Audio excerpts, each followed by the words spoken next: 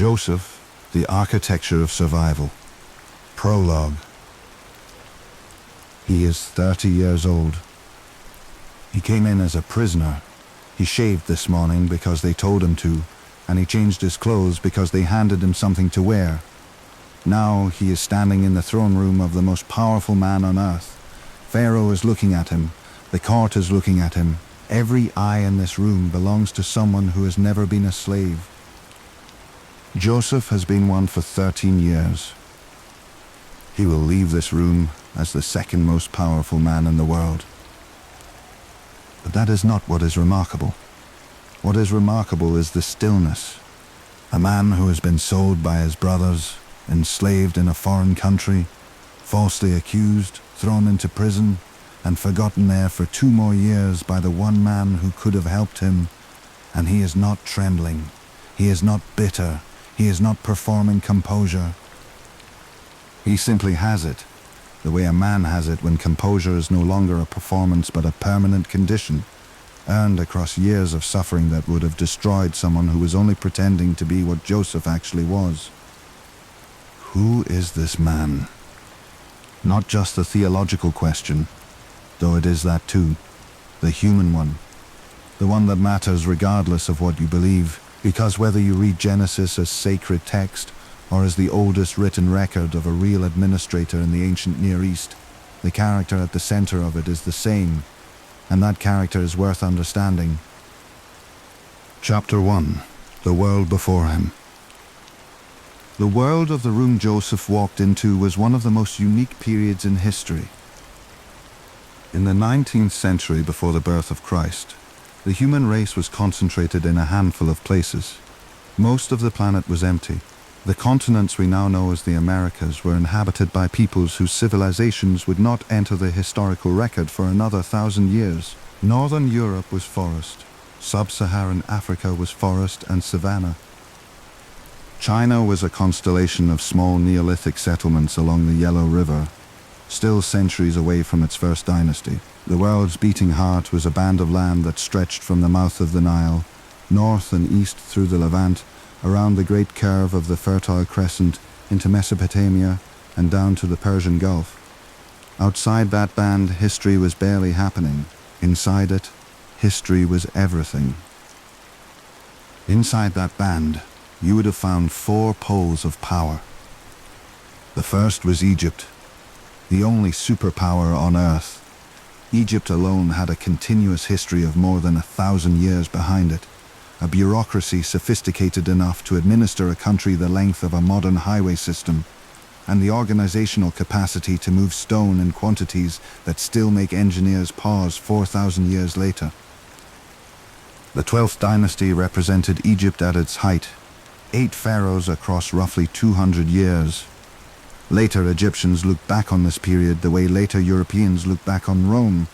It was the age they were always trying to recover. The art is the finest Egypt ever produced. The literature is the most subtle. The engineering is the most ambitious. The second pole was Mesopotamia, the cities of the great rivers, and Uruk and Nippur on the Euphrates, Ashur up on the Tigris, the long necklace of urban centers that the Sumerians had founded and that successive waves of Akkadians and Amorites had inherited. In 1850 BC, the city of Babylon was a second-tier kingdom under a king called Sin-Muballit. His grandson would be named Hammurabi. The code of laws that would carry that grandson's name into every history book ever written had not yet been carved. Babylon was rising. The man who would make it great was still a child. The third pole was Mari. Mari sat on the middle Euphrates, halfway between Babylon and the Mediterranean, a city most modern readers have never heard of, but which in Joseph's youth was one of the great capitals of the world. The palace at Mari covered nearly 7 acres, 300 rooms, a throne room large enough to receive ambassadors from kingdoms 1,000 miles in every direction. Archaeologists working in the 1930s recovered more than 20,000 cuneiform tablets from Mari's archives, letters from kings, diplomatic correspondence, inventories of beer and grain and bronze and silver, the texture of a working civilization preserved in clay, baked hard by the fire that eventually destroyed the city. From those tablets we know what the world Joseph was being born into actually looked like at street level, that ambassadors moved freely between courts, that merchants brought tin from Afghanistan and lapis from the Hindu Kush and cedar from Lebanon. We know that messages from Mari reached Hazor in 3 weeks and Crete in 5, that the educated class of the ancient Near East spoke and wrote a common diplomatic language and recognized the same gods under different names from one end of the network to the other. The fourth pole was the Aegean. On the island of Crete, a people we now call the Minoans were building the first great palace civilization of Europe. Knossos, Phaistos, Malia, Zakros, the first European architecture of monumental scale. Frescoed walls of leaping bulls and saffron gatherers, storage jars taller than a man, holding olive oil and wine in quantities that suggested administered trade rather than peasant subsistence. Greek-speaking peoples were not yet on the mainland. The Mycenaeans, whose ships would one day burn Troy, were still tribesmen in the Balkans. Crete was the lighthouse of the Western world, and its merchants carried Minoan pottery as far east as Egypt and as far west as Sicily. Around those 4 poles were the lesser players. The Hittites were 100 years from emergence, still moving into Anatolia and learning to work the soft local copper into hard imperial bronze. The Hurrians were forming kingdoms on the upper Tigris. Phoenician merchants were beginning the seafaring habit that would in time plant their alphabet on every coast in the Mediterranean. The Indus Valley civilization in what we now call Pakistan had reached its peak 2 centuries earlier and was sliding into a long, mysterious decline that archaeology still cannot fully explain. The world was alive in a way that you have to work to imagine, because what came after was so much larger that the memory of what came before tends to flatten in our minds into a single undifferentiated darkness. It was not dark. It was complicated, sophisticated, networked, and old. And the oldest thing in it was Egypt. Here's the detail that gets lost when you read Genesis at the speed of Genesis. When Joseph walked into Egypt as a slave, the pyramids were already ancient. The Great Pyramid at Giza had been standing for 700 years by the time Joseph arrived, as old to him as the Norman conquest of England is to a man alive today, as old to him as the cathedrals of Chartres and Salisbury are to us. The Sphinx had been weathering on the Giza plateau for the same span. The mortuary temples and the causeways and the satellite pyramids and the boat pits, all of it had been built and finished and sealed and forgotten by men who themselves had been dead for centuries before Joseph's grandfather was born. Egypt was the only place on earth where a man could stand at the foot of a monument older than the memory of his entire civilization. There was nothing else like it in the world. Mesopotamia had its ziggurats, but the ziggurats were rebuilt every generation. Mud brick eroded, ceremonies of refoundation kept the structures young. Crete had palaces, but they had been built within living memory and would be rebuilt many times. The pyramids were different. The pyramids were stone, limestone and granite, hauled and dressed and stacked with a precision that nobody alive in 1850 BC could equal. They had not been built in living memory. They had not been built in any memory. The men who had built them belonged to the deep past, to the old kingdom that the Egyptians themselves looked back on as a vanished age, the way we look back on the Romans. A Canaanite shepherd boy walked past those tombs and saw what no Babylonian or Cretan boy ever saw. He saw a country that had outlived the men who founded it by 20 generations. He saw stone older than scripture. He saw, written into the landscape itself, the lesson that civilizations have lifespans, and that some of those lifespans are longer than anyone listening to this can fully comprehend. That was the country that received him. A Canaanite slave arriving in Egypt in this period would have experienced something like what a Welsh hill peasant might have experienced walking into Constantinople at the height of Byzantium. The scale of it, the order of it, the streets laid out in grids, the whitewashed walls, the temple precincts that consumed entire town centers. And Joseph, at the point we first meet him, is not yet that slave. He is 17 years old. He is living in a tent. The biggest problem in his immediate world is that his father loves him too much, and his brothers know it. Jacob had 12 sons by 4 women. Leah, who was given to him by his father-in-law before he could prevent it. Rachel, who he loved and waited 14 years to marry. Bilhah and Zilpah, the handmaids, whose sons he accepted into the family. 12 sons across years of rivalry and negotiation and domestic complexity that the text renders with a bluntness that is almost anthropological. Joseph was Rachel's firstborn. Rachel was the woman Jacob had actually chosen. Jacob made his preference visible in a way that was either naive or deliberate. It is not entirely clear which. He gave Joseph a coat. The coat of many colors, as the King James Version has it, more accurately, a robe with long sleeves. In the context of the ancient Near East, this garment signaled something specific. It was the robe worn by the person who does not work in the fields. It was the garment of the heir, the one set above his brothers, a public declaration in fabric. This son is different. Not Reuben the eldest, Joseph. The brothers understood this perfectly. They hated him for it and could not speak peaceably to him. And then Joseph had dreams. The ancient world did not treat dreams the way we do. We classify them as the brain processing the day's noise, neuroscience with a Freudian hangover. The ancient Near East treated them as communications, messages arriving through the membrane between the human world and the divine during the hours when the conscious mind was quiet enough to receive them. This was not merely superstition. It was a coherent epistemology. Dream interpretation was a real profession with manuals and apprenticeships. The assumption underlying it was that dreams carried information about what had not yet happened but was already, in some sense, determined. Joseph dreamed that he and his brothers were binding sheaves of grain in the field, and his sheaf rose and stood upright, and his brothers' sheaves gathered around it and bowed down. He dreamed that the sun and the moon and 11 stars bowed down to him. And then, and this is the first thing the text tells us about Joseph's character, he told his brothers about both dreams. But why? You can read this several ways. You can read it as adolescent arrogance, the boy who cannot resist rubbing his favored status in the faces of the brothers who already resent him. You can read it as a kind of innocent literalism.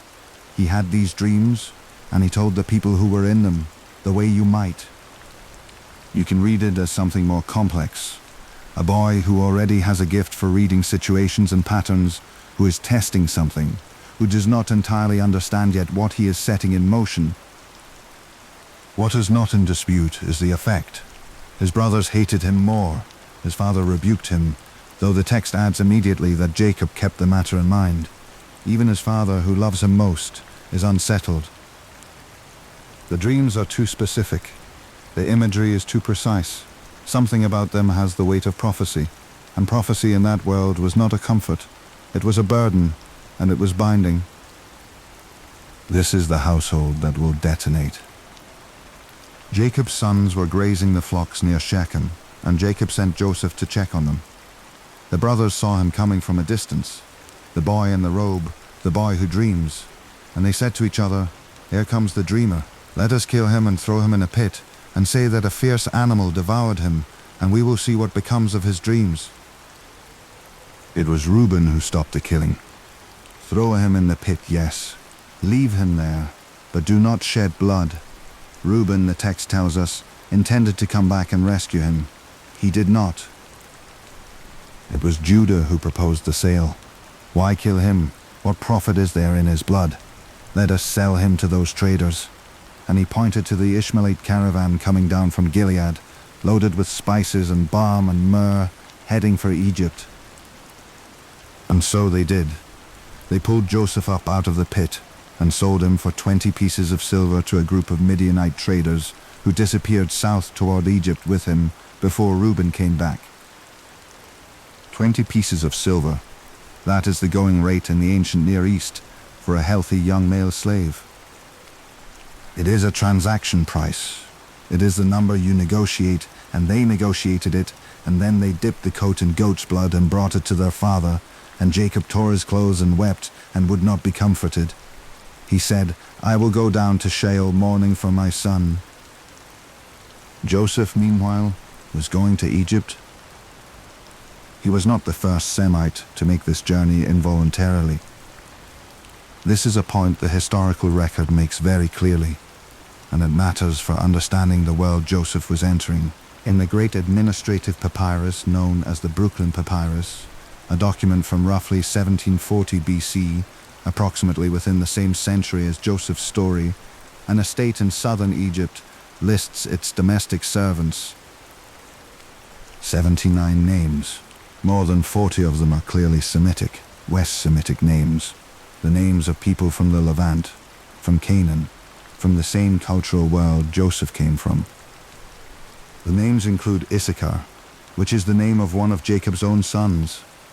These people came to Egypt the way Joseph came, as slaves, as workers handed over as payment, as human property bought and sold along the same trade routes that the Midianite traders used.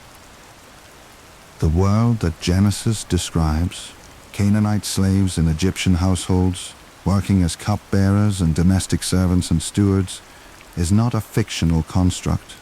It is an accurate description of a documented social reality in Middle Kingdom Egypt. The papyrus is not an argument that Joseph specifically is real. It is an argument that the world Genesis places him in is real, that it corresponds to something that actually existed, that the author of this story is describing a world they know or have accurately reconstructed. Joseph arrives in Egypt as one of thousands of Semitic slaves moving through the Egyptian economy in the 19th century before Christ. What distinguishes him is not his origin, it is what he does next. Jacob himself knew what it meant to be the wrong kind of son. He had been the younger twin, his mother Rebekah's favorite, the quieter, cleverer one who stayed near the tents while his older brother Esau worked the field. He took the inheritance that should have been Esau's by deception and spent the next 20 years paying for it. He fled. He worked 14 years for the wives he loved and 6 more for his flocks. He wrestled with God at the ford of the Jabbok and walked away with a limp and a new name. By the time he was settling his household near Shechem, he was a man who had been favored and hated and had survived both. And he looked at Joseph, Rachel's child, his most beloved wife's firstborn, the child of the love that had cost him 14 years, and he could not help seeing something of himself, and he could not help showing it. He had to have known that favoritism was destructive. He had lived through it from the other side, but knowing something is destructive does not always free you from doing it. He loved Joseph the way he loved Rachel, with the specific quality of love that cannot be regulated by wisdom, and Joseph grew up inside of that love. Growing up beloved in a household full of brothers who were not beloved has effects that run in 2 directions simultaneously. On one side, the confidence, the safety, the sense of one's own value that comes from being consistently seen and consistently chosen. Joseph had this. The cold open on his story is a 17-year-old who has his father's favor and knows it, who can tell his brothers about his dreams without anticipating the degree of their resentment, who moves through the household with the ease of a person who has never had cause to doubt his own position. On the other side, a profound unpreparedness for the world as it is rather than the world as his father's tent had made it. Jacob's household had been Joseph's whole universe, and in that universe he was the son. Nothing in that universe had prepared him for a pit. He was 17. That detail matters. The betrayal happened when he was 17, and 17 is old enough to understand completely what is being done to you, and young enough to have had no experience of the world that would allow you to contextualize it. He understood the sale. He was not confused about it. He did not comfort himself with the idea that his brothers had not meant it. They had meant it, and he knew they had meant it, and the road south gave him a long time to know it without being able to do anything about it. What you do with that knowledge, at 17, in chains, determines a great deal about who you become. Chapter 2. The Caravan. The men who bought him knew the road. They had been walking it for generations. Their fathers had walked it, and their grandfathers, and there had been a continuous business of moving goods between southern Arabia and the Nile Delta for more than 1,000 years before this particular caravan stopped at Dothan and made an unscheduled purchase. The Ishmaelite and Midianite traders carried gum, balm, myrrh, the aromatic resins that the highlands of Arabia produced and that Egypt consumed in enormous quantities. Egyptian embalmers used myrrh by the ton. Egyptian temples burned frankincense on every altar every morning. Egyptian women rubbed scented oils into their skin. The demand was bottomless, and the only people who could supply it were the men with camels who knew how to cross the deserts. These were not amateurs. They were professional long-haul traders, operating one of the great commercial routes of the ancient world. Joseph would have been one more bundle of cargo. He would have been added to the manifest, fitted with a rope or a light chain, and walked. The route from Dothan ran south through the hill country of Samaria, down through the Shephelah, into the coastal plain, the same road the Egyptian armies used when they came north to do business in Canaan, and then out across the northern Sinai on the Way of Horus. The Way of Horus was an Egyptian military highway.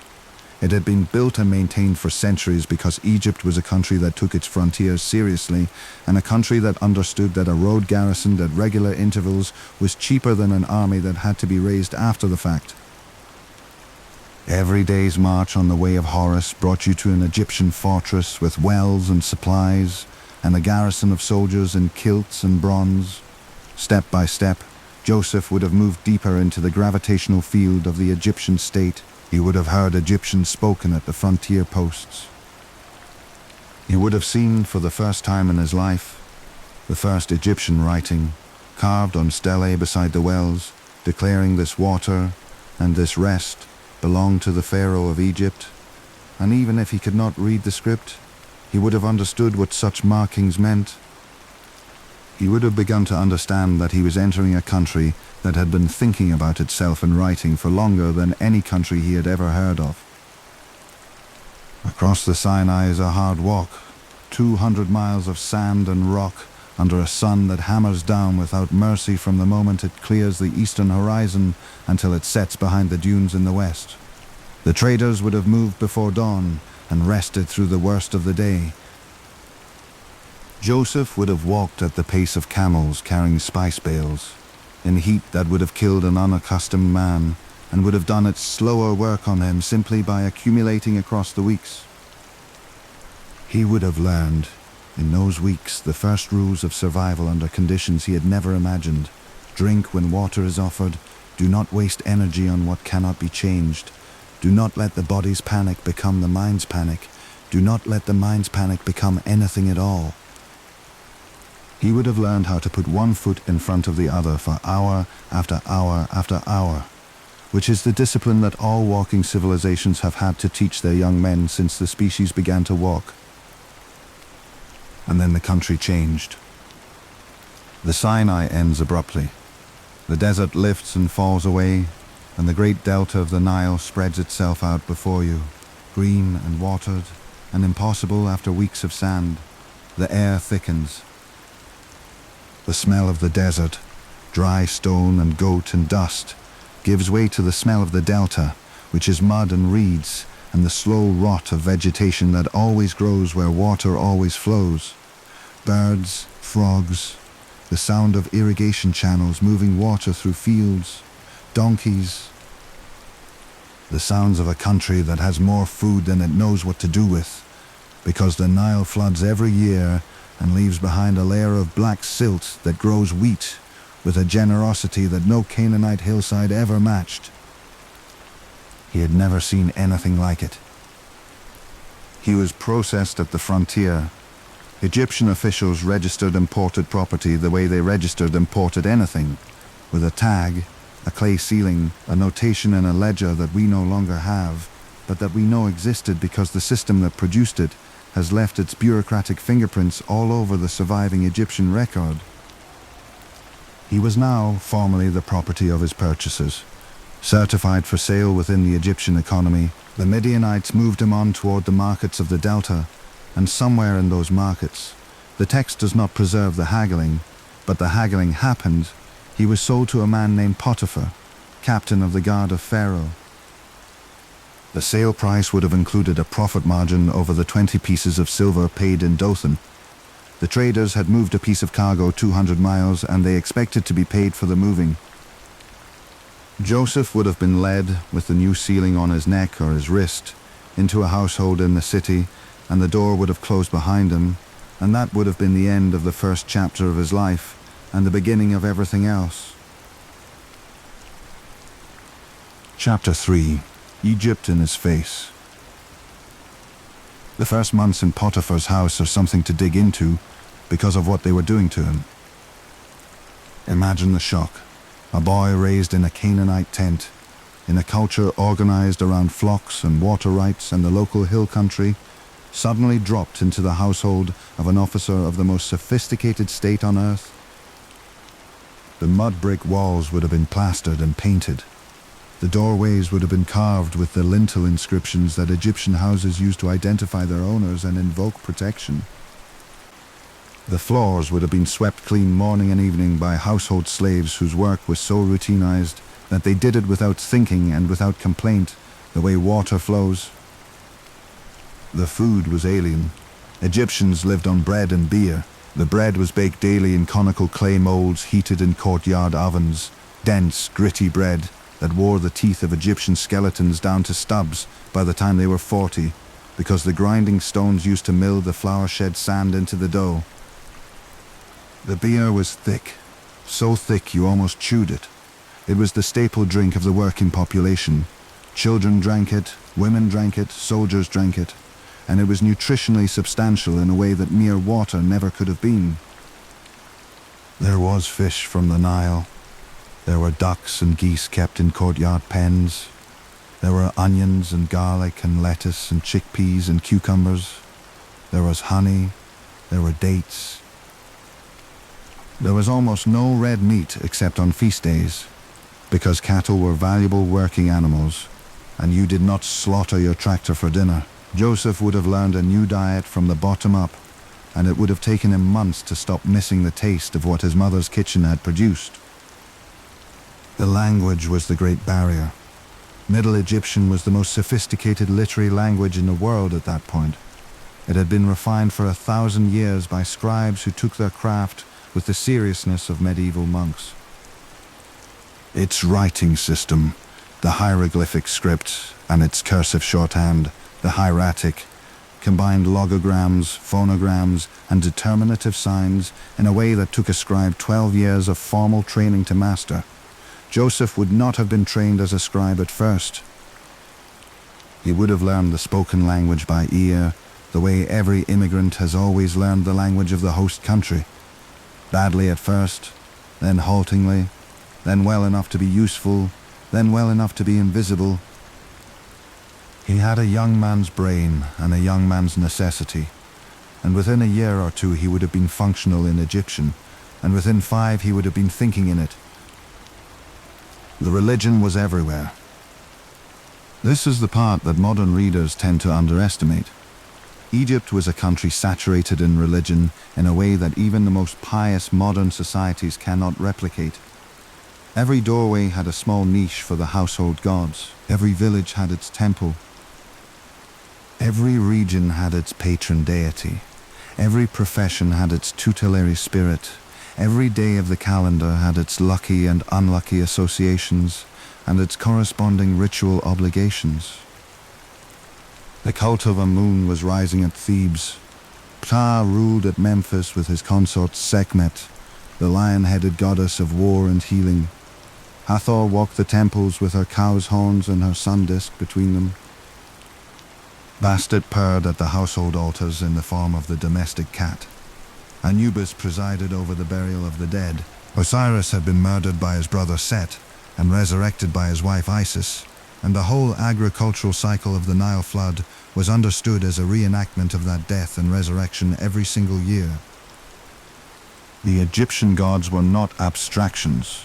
They were faces on walls. They were carved into every lintel and painted on every column and stamped into every amulet that hung around every Egyptian neck. A man walked through an Egyptian street, and the gods were watching him from every direction. Joseph would have walked through that street as the worshipper of one god in a country with thousands, and he would have done so without conversion and without apology and without ever, as far as the text tells us, losing his footing. A teenage slave, dropped into the most religiously saturated environment on earth, surrounded by the dominant theological system of the most powerful civilization that had ever existed, retains his father's faith. Without a synagogue, without a teacher, without a community of fellow believers, without scripture, because the scripture that would tell his story had not yet been written, and the books that he might have learned at his father's knee were oral and depended on hearing them spoken aloud by men who were now 1,000 miles away and might as well have been dead. He retained it. We know he retained it because every time he speaks in the text, he speaks as a man whose primary frame of reference is the God of Abraham, Isaac, and Jacob. Not Ammon, not Pa, not Hathor or Osiris or any of the gods whose faces stared down at him from every wall in the country. He did not become Egyptian inside. He became Egyptian on the surface. Language, dress, manners, eventually even name and wife. And he held the interior in a way that the text treats as so consistent that it never bothers to dramatize the struggle. The struggle, presumably, was real. Holding the interior under those conditions is one of the hardest things a man can do. But Joseph did it the way he did everything else. Quietly, without performance, as a matter of internal architecture rather than visible resistance. The shaving alone would have been a daily mortification. Egyptians were a clean-shaven people. They regarded the Semitic habit of wearing beards as a marker of foreign origin and barbarism. The priests of some cults shaved every hair on their bodies. Even ordinary men shaved their faces with copper razors, daily or near daily, using oil and the patience of a population that had been doing this for centuries. A Canaanite boy raised to expect that he would one day wear a man's beard, the sign in his culture of having become a man, would have been shaved every morning by an Egyptian barber. He would have walked out into the day with a smooth face that, every time he caught his reflection in a polished bronze mirror, would have reminded him that he was now somebody else's property in somebody else's country, and the choice of his own face was not his to make. And around all of this, the ordered geometry of Egyptian life. The pyramids stood on the western horizon. He could have seen them from the heights around Memphis, where Potiphar's house most likely stood. They would have been white. The casing stones were still intact in the 1800s before Christ. Polished limestone gleaming in the sun, brilliant enough that the desert reflected the light back to the Nile Valley as if a second sun had risen on the wrong horizon. The Great Pyramid alone was 480 feet tall and would remain the tallest building on Earth for another 3,000 years, until the spire was added to Lincoln Cathedral in medieval England. Joseph walked past those structures, and they were ancient. Already ancient, built by men whose names were already half forgotten by Egyptians who themselves had been thinking about the pyramids for longer than the entirety of recorded Mesopotamian civilization at that point. There is something in the human spirit that responds to monumental architecture in a specific way. It does not make you feel smaller, exactly. It makes you feel placed.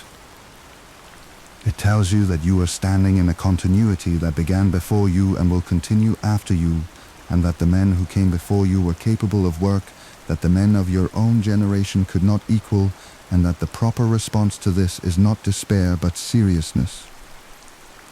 The pyramid said, "Someone took the long view here. Someone organized labor and stone and time on a scale that exceeded any single lifespan, and they did it for reasons that mattered to them more than the comfort or the pleasure of any one of the men who did the carrying and the cutting." The pyramid said, "There is such a thing as the long view. Living for the long view is possible. It has been done."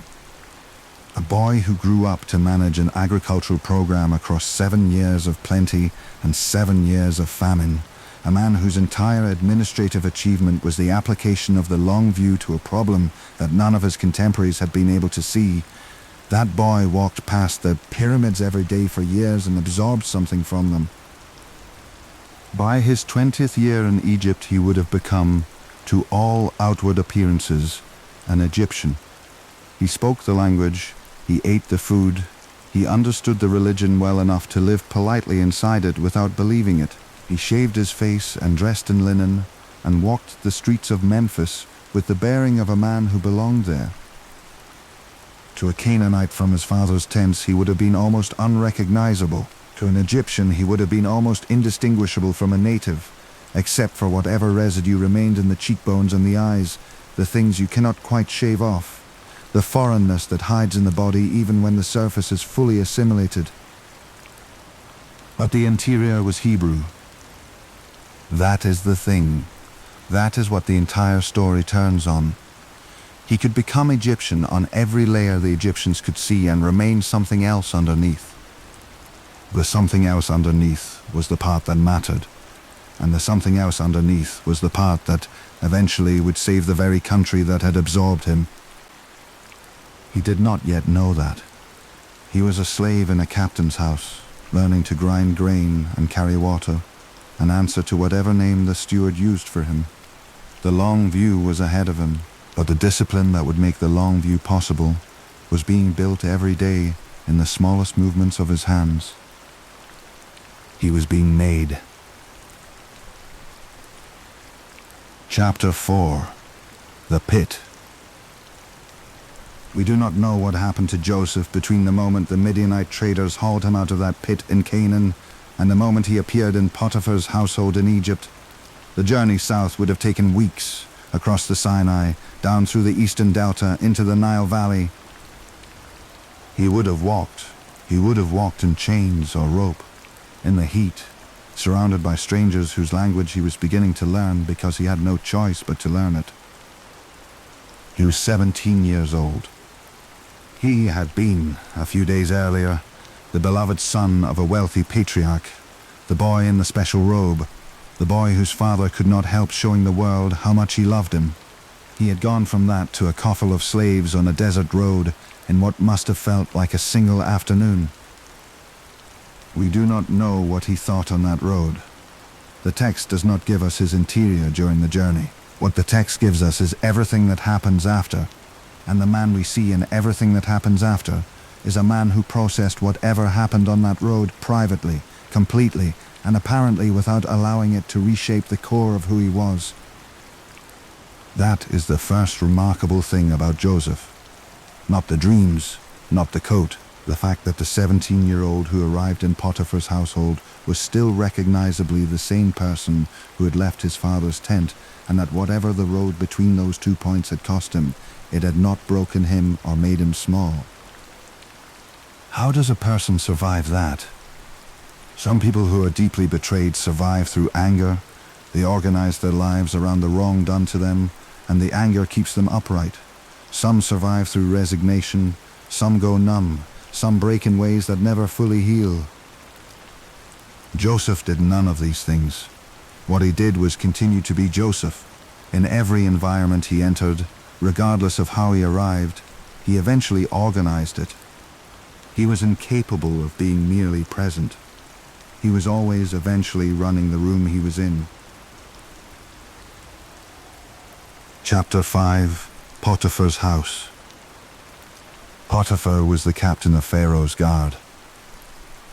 This is not a minor position. In the administrative hierarchy of 12th dynasty Egypt, a bureaucracy of considerable sophistications, the captain of the guard was a figure of genuine power and proximity to the throne.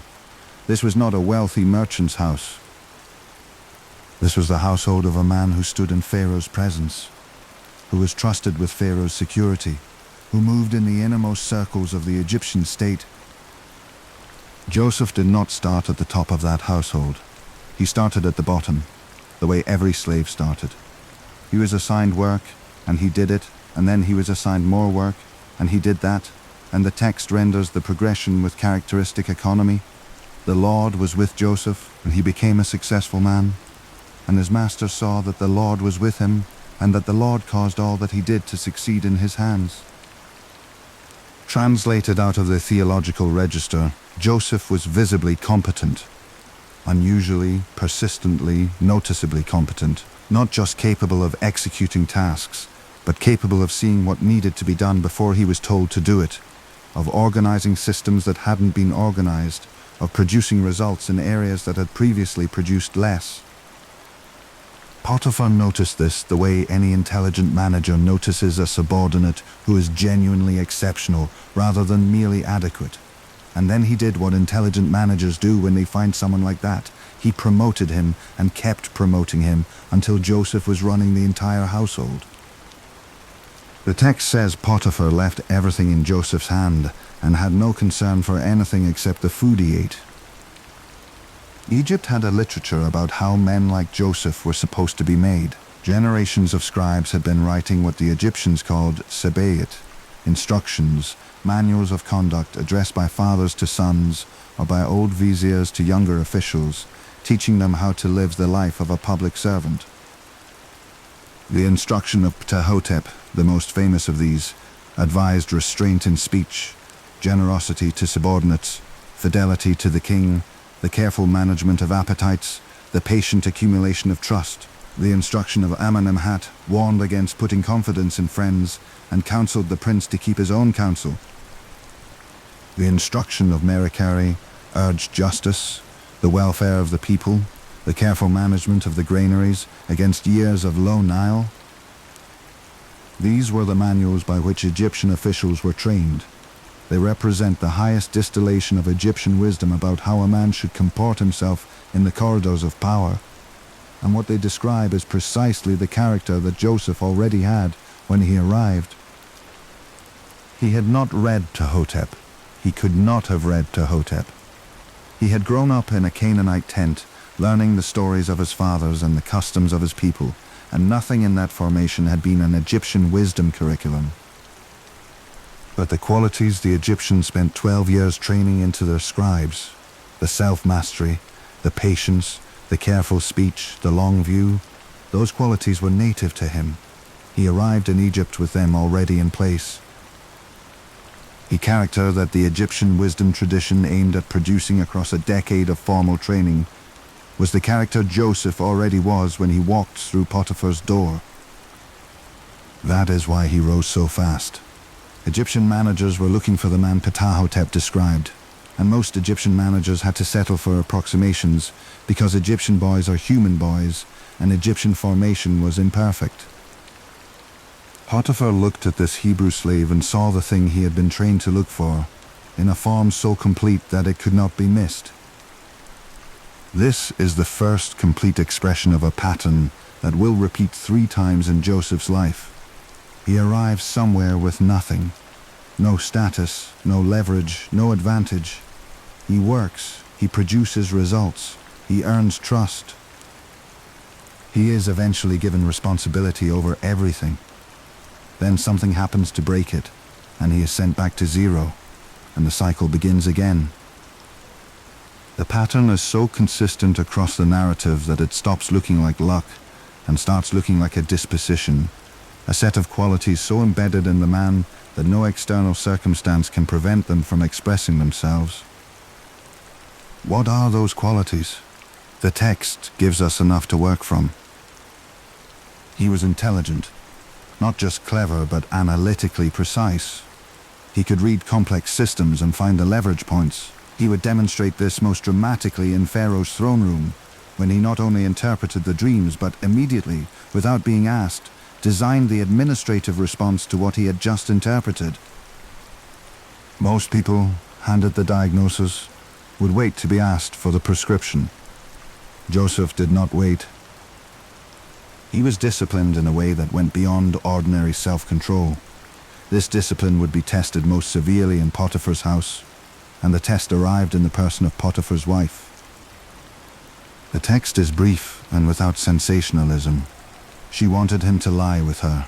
He refused. She asked him repeatedly. The text implies this was not a single incident, but a sustained campaign, day after day, and he refused each time. His stated reason was not prudential. He did not say, "I am afraid of being caught." He said, "My master has withheld nothing from me except you, because you are his wife. How then can I do this great wickedness and sin against God?" The question was moral, not strategic. He was not calculating the risk. He was consulting a standard that existed inside him, independent of the calculation. This distinction matters enormously because of what follows.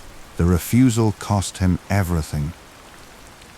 Potiphar's wife seized his garment when he fled, and when her husband came home, she showed him the garment and said, "The Hebrew slave you brought came in to me to lie with me, and when I cried out, he fled." Potiphar's anger burned. He threw Joseph into prison.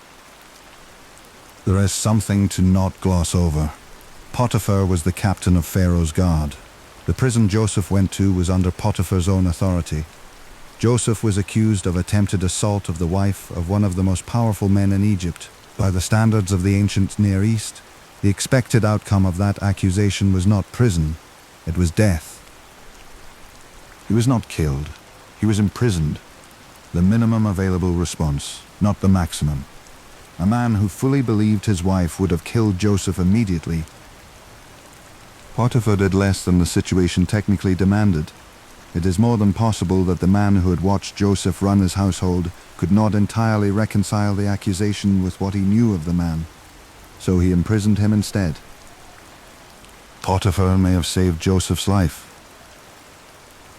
and so Joseph went to prison. Chapter 6. The Dungeon. The prison where Joseph was held was not a modern facility. It was a detention space for political prisoners, disgraced officials, people whose legal situations were unresolved or whose fates had not yet been decided. In Middle Kingdom Egypt, this would have been a walled enclosure, likely attached to a larger administrative complex. People waited there for their cases to be heard or their sentences to be carried out. Joseph was put in charge of it. Not immediately, not from the moment he arrived. But the pattern held even here, in the worst circumstances of his life to that point. He arrived with nothing and eventually ran the room he was in. The warden noticed what Potiphar had noticed. He gave Joseph responsibility over the other prisoners, and then over the daily administration of the facility, and eventually over everything. The text says the warden paid no attention to anything in Joseph's care. The Lord was with him and made whatever he did succeed.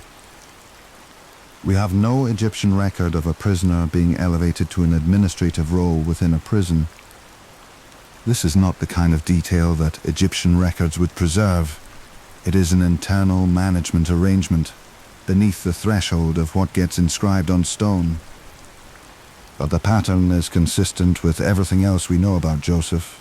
It is consistent with how competent people tend to behave even in constrained environments. They find the work that needs doing and they do it until someone notices.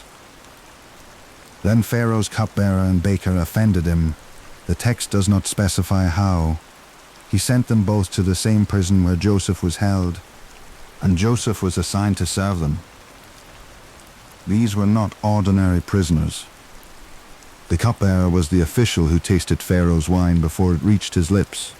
This was a position of extraordinary intimacy with the king, a man who stood close enough to Pharaoh every day to be a genuine threat if he chose to be. The baker held an equivalent position. Whatever they had done, they were important enough that their imprisonment was handled personally by the captain of the guard, which is to say Potiphar, the same man whose wife had accused Joseph, the same man who had sent Joseph to prison in the first place. Joseph's world had a habit of collapsing its distances. The people who had power over him kept turning out to be the same people. One morning he came to them and saw that they were troubled, and he asked them why. They had each dreamed, and there was no one to interpret their dreams. This was a specific kind of distress, and you have to understand the world they were in to feel its weight. The Egyptians had a professional class of dream interpreters, priests attached to certain temples, whose whole vocation was the reading of dreams. They worked from dream books. Actual scrolls copied and recopied across generations, in which dream symbols were catalogued and their meanings established. One of these scrolls, the Chester Beatty Papyrus, survives in a later copy, and its format is illuminating. If a man sees himself in a dream eating crocodile flesh, good. He is consuming the property of an official. If a man sees himself in a dream looking into a well, bad. He will be put in prison. Page after page of correspondences, learned by apprentices and consulted by professionals when paying clients came to them with troubling visions in the night. The cupbearer and the baker had had real dreams in a country where dreams were taken seriously. They were imprisoned and could not consult a professional. Without an interpreter, they had no way to know what was coming.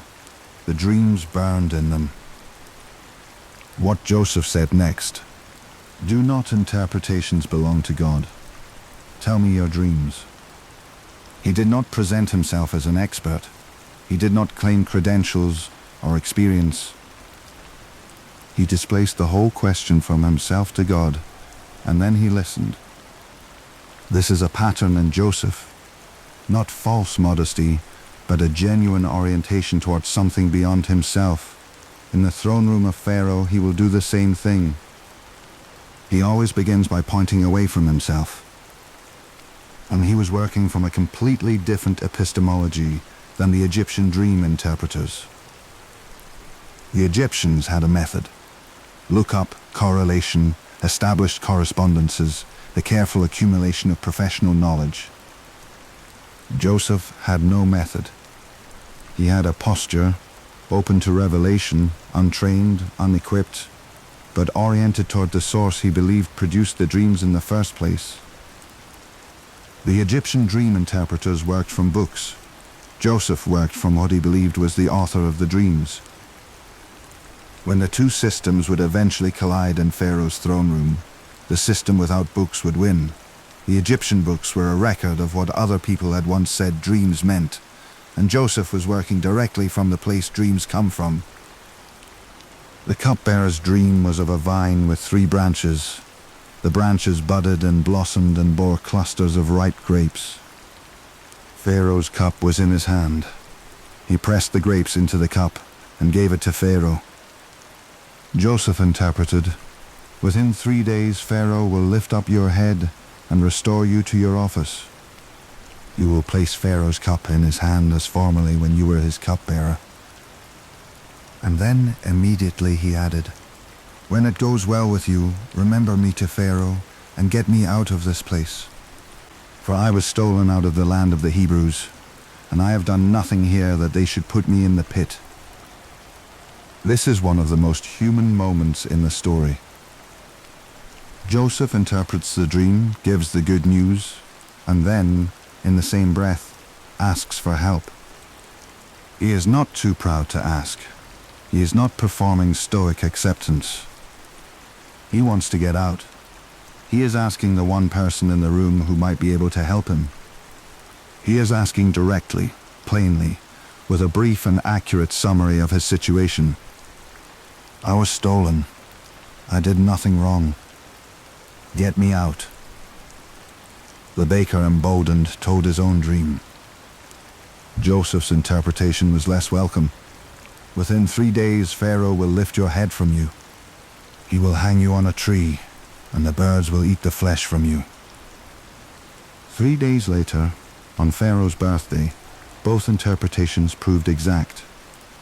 The cupbearer was restored to his position, and the cupbearer did not remember Joseph. He forgot him. 2 years passed. The text disposes of those 2 years in a single clause. 700 days. We are not given their texture, not given his thoughts during them. We are not given the shape of daily life in that prison across 700 days of waiting after being forgotten. What we can say is what we know about the world outside the prison walls during those years. The world was doing something that Joseph had no way of knowing yet. At the fortress of Semna, on Egypt's southern frontier in Nubia, soldiers were etching marks into the rock face of the Nile Gorge, measuring the height of the annual flood. In Egypt, the height of the Nile's inundation was not an agricultural curiosity. It was a matter of civilization-level survival. Too low and the fields went unwatered. Too high and the irrigation systems were overwhelmed.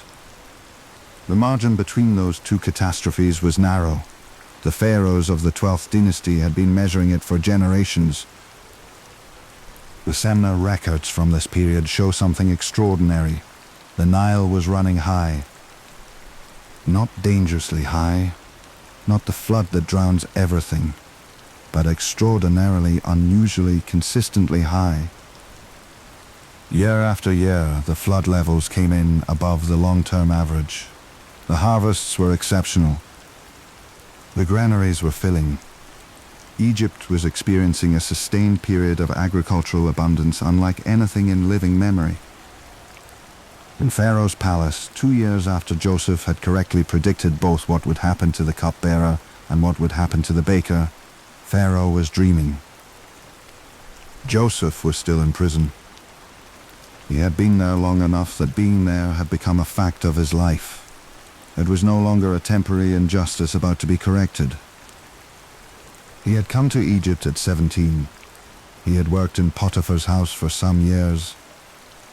He had been in prison long enough to be trusted with its administration. He had interpreted 2 dreams and waited 2 years for the interpretation to produce any consequence for him personally. He was approaching 30 years old. He was still, as far as anyone in Egypt knew, a Hebrew slave imprisoned on an accusation of attempted assault. He had no patron, no advocate, no family, and no particular reason to expect that his circumstances would change. What a person does with that, what a person becomes after years of that, is the most honest measure of who they are. It is easy to be who you intend to be when the conditions are favorable. Joseph's conditions were not favorable. They had not been favorable for more than a decade. And the man who emerged from those years, who walked into Pharaoh's throne room at 30 years old and stood still in that room, that man was the product of what those years had made, or rather, of what those years had failed to unmake. He had not become his circumstances. That is the whole argument about Joseph. That is the thing that makes him worth studying. Everything else in this story, the dreams, the famine, the grain, the brothers, the weeping, everything else is the consequence of this one fact. The man did not break. Not in the pit at 17, not on the road to Egypt, not in Potiphar's house, not in the prison, not in the 2 years after the cupbearer forgot him. He did not break. And one morning Pharaoh woke up and called for his magicians and wise men, and none of them could interpret what he had dreamed. And the cupbearer remembered. Finally, 2 full years late, he remembered. There was a young Hebrew man in the prison who had told him the exact truth about his own dream and the baker's dream, and he had been right. And Pharaoh sent for Joseph. There is a specific quality to the suffering of a man who has done nothing wrong. Ordinary suffering, the consequences of your own mistakes, the prices you pay for your own choices, comes with the cold comfort of comprehension. You know why you are where you are. The logic of cause and effect holds, even if the outcome is painful. But the suffering of a man who has been falsely accused and is paying the price for someone else's lie has no such comfort. There is no comprehension available that makes it make sense. There is only the fact of it, daily, unredeemed by any logic of consequence. Joseph was in prison because Potiphar's wife had lied. That was the whole of it. He had done everything right. He had served faithfully and refused when refusing cost him everything. He had conducted himself with the kind of consistent integrity that most people manage only when it is convenient. And he was in a dungeon.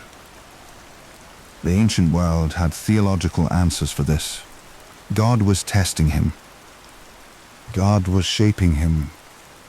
God was positioning him for something he could not yet see. Joseph, the text implies, eventually arrived at some version of this interpretation. The naming of his sons, years later, suggests a man who found a frame large enough to hold the suffering without being destroyed by it. But the naming of his sons is in the future, in the dungeon, in the long months before the cupbearer and the baker arrived. The frame was not yet complete. What do you do in the years before the frame is complete? The text shows us what Joseph did. He worked. He found the labor that was available, and he did it.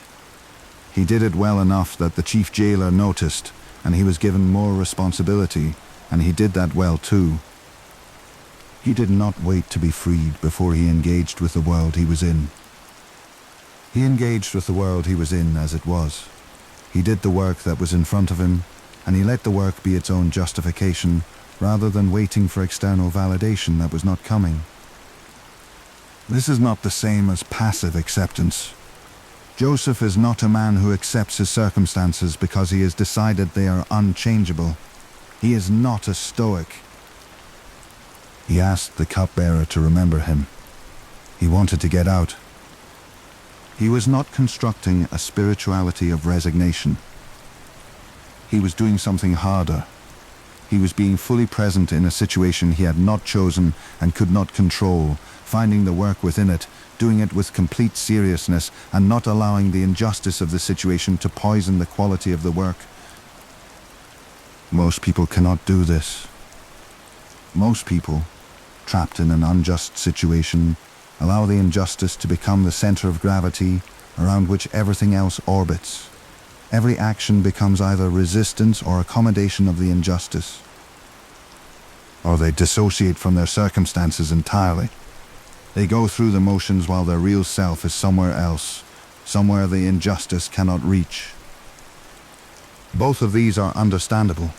Neither of them produces a man who can stand still in a throne room at 30 years old. Joseph was present. That is the word for it. In Potiphar's house he was present. In the dungeon he was present. In the prison he saw that the cupbearer and the baker were troubled, and he asked them why. He was paying enough attention to the people around him to notice their distress. He was not so consumed by his own suffering that there was no room in him for the suffering of others. He had room. That room is the thing. The cupbearer's dream and the baker's dream, the interpretation Joseph provided for each of them, were given freely. He had not asked for payment or favor, except the single explicit request, "Remember me." He did not condition the interpretation on the promised help. He gave the interpretation and then asked for the help separately. They were not a transaction. The giving and the asking were related but not contractually linked. This is another expression of the same character, generosity as a practice, separate from whether the generosity is returned. He was generous with the dreams. He hoped to be remembered in return. He was not remembered. The generosity was real either way. And the 2 years passed. 700 days during which every morning he woke up in the same place and every evening he returned to it. Nothing changed.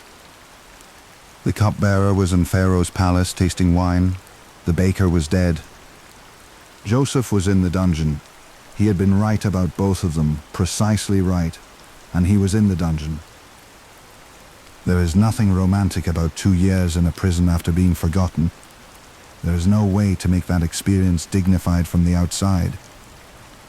What you can say, what the text insists on saying by the simple fact of continuing Joseph's story without any scene in which he breaks, is that he held, whatever he was holding, he held it. And the man who had held it for 2 years was the same man who held it for 1 year. He was the same man who had held it when he first arrived, and the same man who arrived in Pharaoh's throne room on the morning the cupbearer finally remembered. The stillness was not the absence of feeling, it was the mastery of feeling. He had felt everything, the betrayal, the road, the prison, the forgotten 2 years, and he had found, somewhere in the long work of those years, a way to hold all of it without being held by it. That is the man who walked into the throne room. Chapter 7. The Dreams of Pharaoh. They brought him quickly out of the dungeon. He shaved and changed his clothes before going in, a small practical detail that carries the full weight of the 13 years behind it. He had been in a prison. He looked like it. Before he could stand before the ruler of the known world, he had to first make himself presentable. He had to shave with an Egyptian razor in the Egyptian fashion. The Egyptians were a clean-shaven people who regarded the Semitic habit of wearing beards as a marker of foreign origins, and he had to put on whatever clothing they handed him. Then he walked in. Pharaoh said to him, "I have had a dream, and there is no one who can interpret it.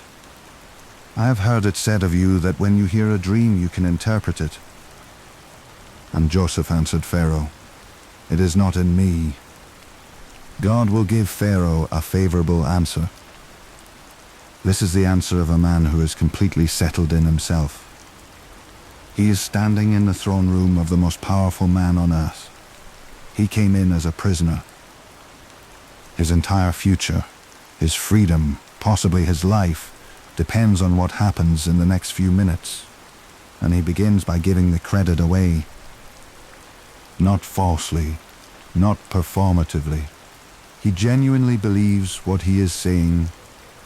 The interpretation is not his. It belongs to God, and he is only the instrument. Not what a desperate man says when trying to impress.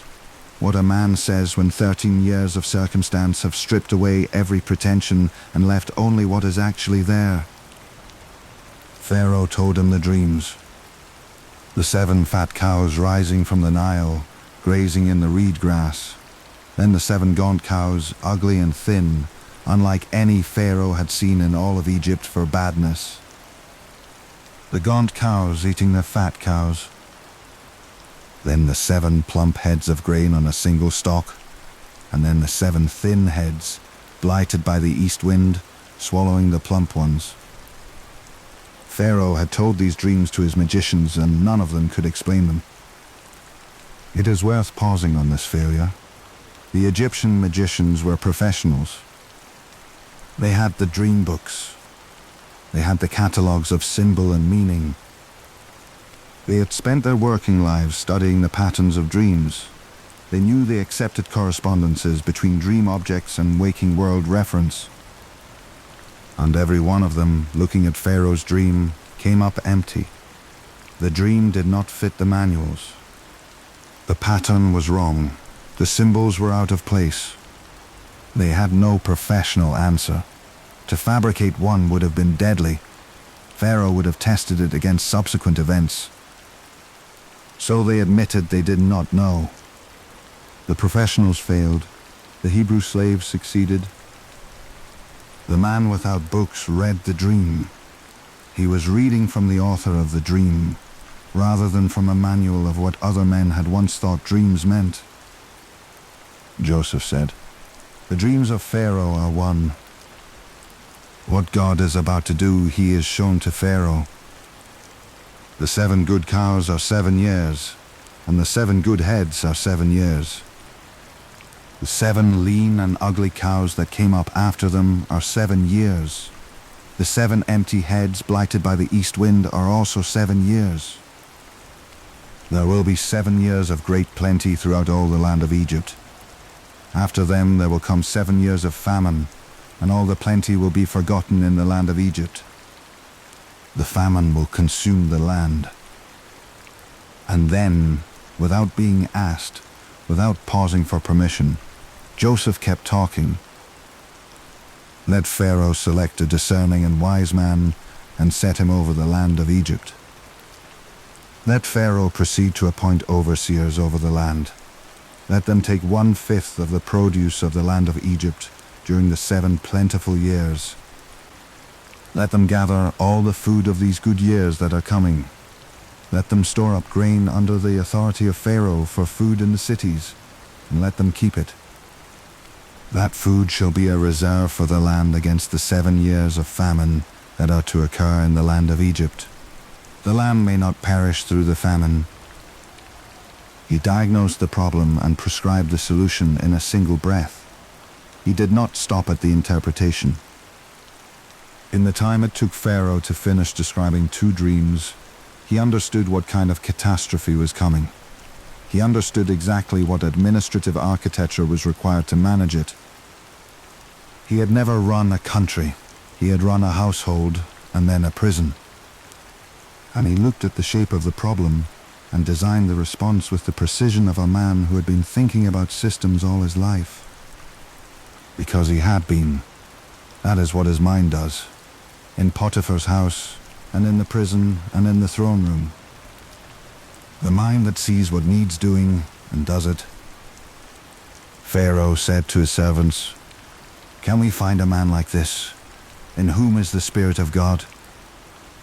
Then he said to Joseph, "Since God has shown you all this, there is none so discerning and wise as you are. You shall be over my house, and all my people shall order themselves as you command. Only as regards the throne will I be greater than you." He took the signet ring from his own finger and put it on Joseph's finger. He clothed him in garments of fine linen and put a gold chain around his neck. He had him ride in the 2nd chariot, and he called out before him, "Bow the knee." He gave him an Egyptian name, Zaphanath-Paneah, and a wife, Asenath, daughter of Potiphar, priest of On. That marriage deserves its own consideration. On is the Egyptian city the Greeks called Heliopolis, the city of the sun. The priesthood of On was the most ancient and most prestigious religious institution in Egypt.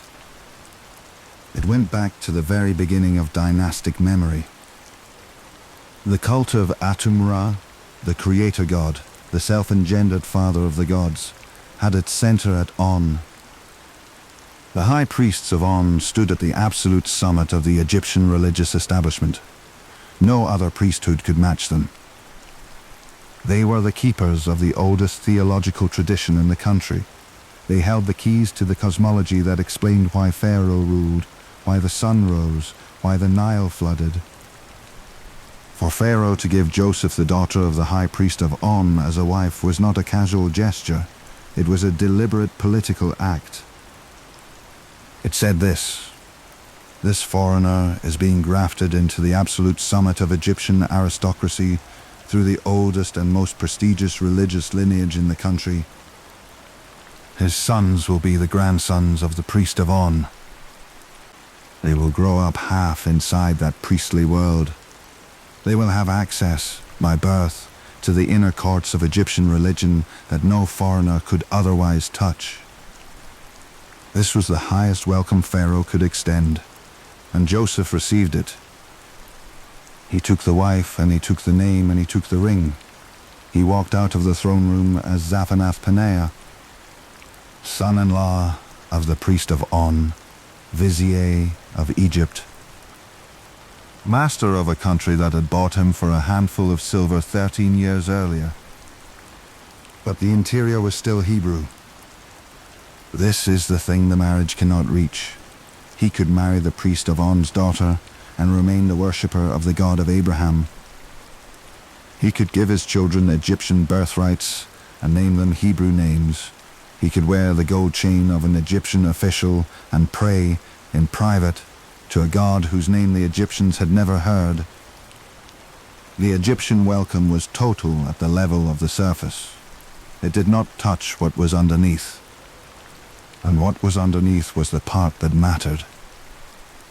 Joseph was 30 years old when he stood before Pharaoh, king of Egypt. 13 years. From the pit to the throne room.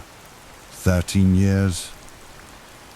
He had arrived in Egypt as property sold for 20 pieces of silver.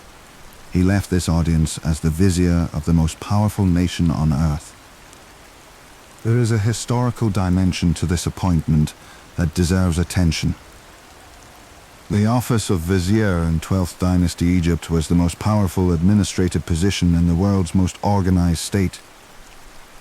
The vizier oversaw taxation, agricultural management, the legal system, the military, the construction projects, the entire apparatus of Egyptian governance.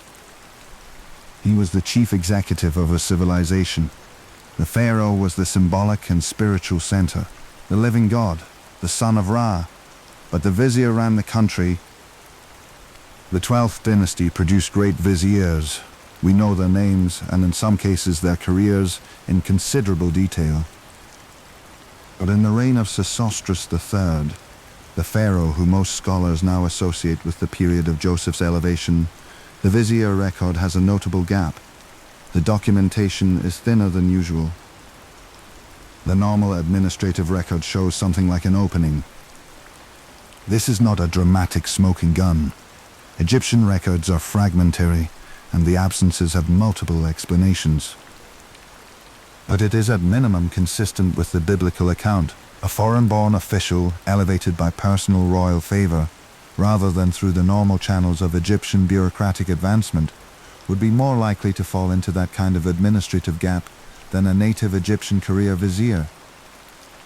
What the record is clear about is this. Sesostris III did something that no previous pharaoh of the 12th dynasty had done.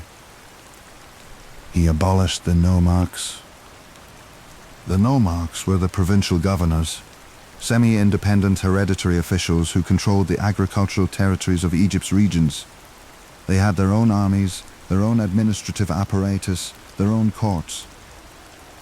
They were a competing power structure within the Egyptian state, and they had been a thorn in the side of the pharaohs for generations. Sesostris III ended them. How exactly remains a matter of scholarly discussion. Whether by military force, legal decree, or some other mechanism of consolidation, the nomarchs disappeared from the record during his reign. With them went the semi-independence of the Egyptian provinces. They were absorbed into a centralized administrative structure under the crown. Genesis 47 describes the mechanism.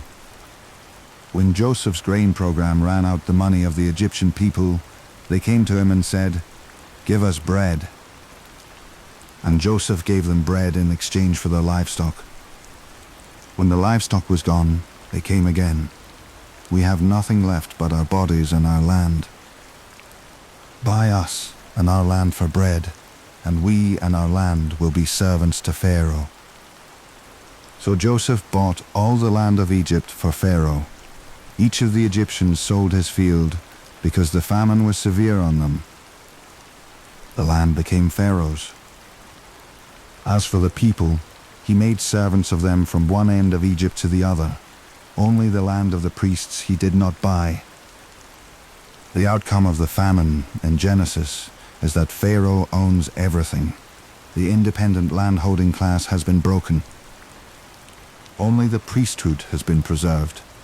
This was an astute political calculation. The priests controlled the legitimacy of Pharaoh's divine authority. To attack them would be to saw the branch you are sitting on. This is precisely the Egypt that emerges from the reign of Sesostris III. Centralized, consolidated, with the power of regional landholders permanently transferred to the crown. Genesis provides the mechanism, a catastrophic famine managed by a brilliant administrator. Egyptian history provides the outcome. They are describing the same transformation of Egyptian political economy from two different directions. The Bible gives you the story. The archaeology gives you the scar. Chapter 8. The Architecture of Survival. In the 7th year before the famine, Joseph was not yet worrying about the famine. He was building. What he was building was the most sophisticated grain management operation the ancient world had ever seen. 1/5 of all agricultural output in Egypt, for 7 consecutive years, collected and stored. The text says the grain was beyond measure, like the sand of the sea, until he stopped measuring, because it was past measuring. The granaries themselves were a marvel. Egyptian granaries in this period were beehive-shaped mud brick domes, sometimes 30 feet tall, arranged in long rows behind temple walls and palace compounds. They were sealed against moisture from below by raised stone floors, and against vermin from above by tight-fitting lids that could be lifted only by ladder.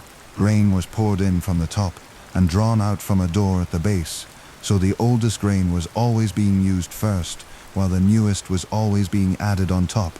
The accounting was kept on papyrus rolls and ostraca, broken pieces of pottery, the scratch paper of the ancient world, in a hand so consistent across centuries of Egyptian record-keeping that we can read the tallies as easily as we read a modern ledger. Joseph's program was operating these granaries at a scale that nobody had ever attempted. Hundreds of sites across the length of Egypt, tens of thousands of officials, quotas, deliveries, inspections, audits, the constant management of corruption and loss and rot. The administrative infrastructure that he built in those 7 years would outlast him by centuries. In the Fayum Basin, 75 miles south of modern Cairo, there is a canal. It runs from the Nile into the great Oasis Depression that Amenemhat III was transforming, through a combination of engineering ambition and brute labor, into one of the most productive agricultural regions in Egypt. The canal redirects the Nile's floodwaters into a massive artificial reservoir, Lake Moeris, which the ancient Greek writers would later describe as one of the wonders of the world. The system controlled the Nile's inundation across a vast area, converting what had been marsh and floodplain into irrigated farmland. Estimates of the land reclaimed run to more than 150,000 acres. The canal is called Ba Yusuf. In Arabic, that means the Canal of Joseph. It was dug during the 12th dynasty. The Arabic name preserves a tradition so old that neither we nor the medieval Arabs who first wrote it down could trace it to its origin. It was simply what the canal was called, had apparently always been called. Whether the tradition is accurate, whether Joseph specifically ordered the canal's construction or supervised its engineering, we cannot say. What we can say is that the great infrastructure project of the 12th dynasty Fayum, the one that transformed hundreds of thousands of acres of Egyptian land, and that represents the kind of long-horizon thinking that Genesis attributes to Joseph's grain program, was executed in exactly the right period and is named for exactly the right person. The scale of the Fayum project is hard to communicate in words. The canal alone is 350 kilometers long. It is still functioning. Water flows through it today and irrigates fields that have been continuously productive for 4,000 years.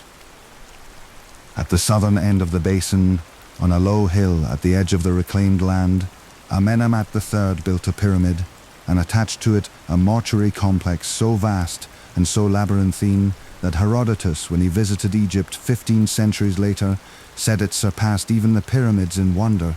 He counted 3,000 rooms in it. Walls of carved limestone, courtyards opening into courtyards, passages that doubled back on themselves and led to chambers no living priest could find without a guide. The Greeks called it the labyrinth. It was the administrative and religious heart of the great agricultural transformation, and almost nothing of it survives, quarried away in late antiquity for building stone, reduced now to a low rubble field that a modern visitor would walk across without realizing what had once stood there. What this means is that Joseph's administrative life intersected with the greatest engineering ambition of the 12th dynasty. The granaries, the canal, the reservoir, the reclaimed land, the labyrinthine administrative complex at the southern end of it all. These were the physical infrastructure of the food security program that Joseph designed. The 7 years of building were not just storage. They were construction at the scale of a civilization, the kind of work that requires a unified state and a clear vision and an administrator with the discipline to execute the vision across years without losing the thread. And at the Semna fortress on the Nubian frontier, the flood records were telling their story. In the early years of Amenemhat III's reign, the years that correspond most closely to the 7 years of abundance in the narrative, the Nile flood levels climbed to extraordinary heights, averaging 17 meters, 5 meters above the normal flood level. The harvests would have been exceptional. The grain stores would have been filling faster than anyone could have predicted. 7 years of extraordinary abundance. Joseph named his sons in those years. His firstborn he called Manasseh, for God has made me forget all my hardship and all my father's house. His second he called Ephraim, for God has made me fruitful in the land of my affliction. 2 sons, 2 names that carry the whole weight of the years.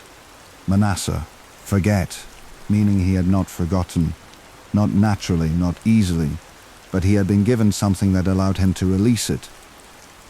Ephraim, fruitful in affliction, meaning the fruitfulness and the affliction were not separable, could not be. That what grew in him grew because of what had been done to him, not in spite of it. He was not pretending the hardship had not happened. He was not performing gratitude over a wound he had suppressed.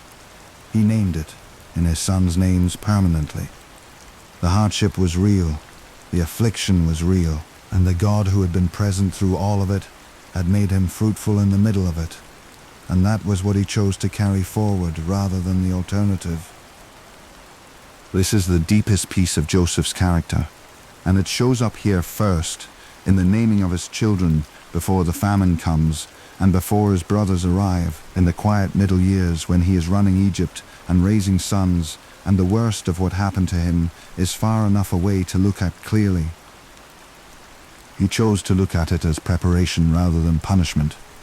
That choice, that specific reframing of the same facts, is what makes everything that comes later possible. Chapter 9.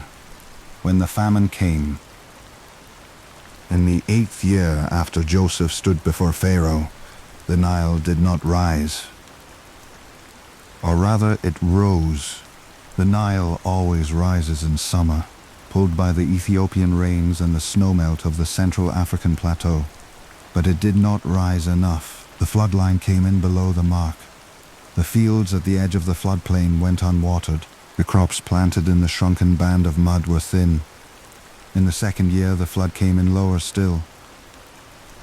The Semna records, which had shown extraordinary abundance through the years of plenty, go quiet here.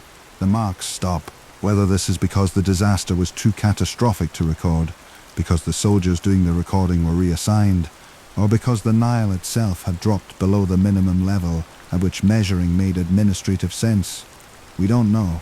What we know is that the marks are there for the abundance, and then they are not there, and then famine is documented in the Egyptian record. Egypt survived. The surrounding world did not.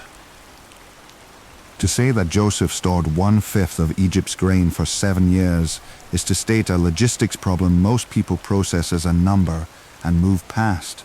It deserves inhabiting. Egypt in the 12th dynasty was not a small country. The Nile Valley from the first cataract in the south to the delta in the north is more than 800 miles long. The fertile strip on either side of the river, the Black Land, the Kemet, the only part of Egypt that produces food, is in most places no more than a few miles wide, the width determined by how far the annual flood reaches. Every village along those 800 miles, every farming household, Every nome and district and administrative subdivision was part of Joseph's grain collection operation.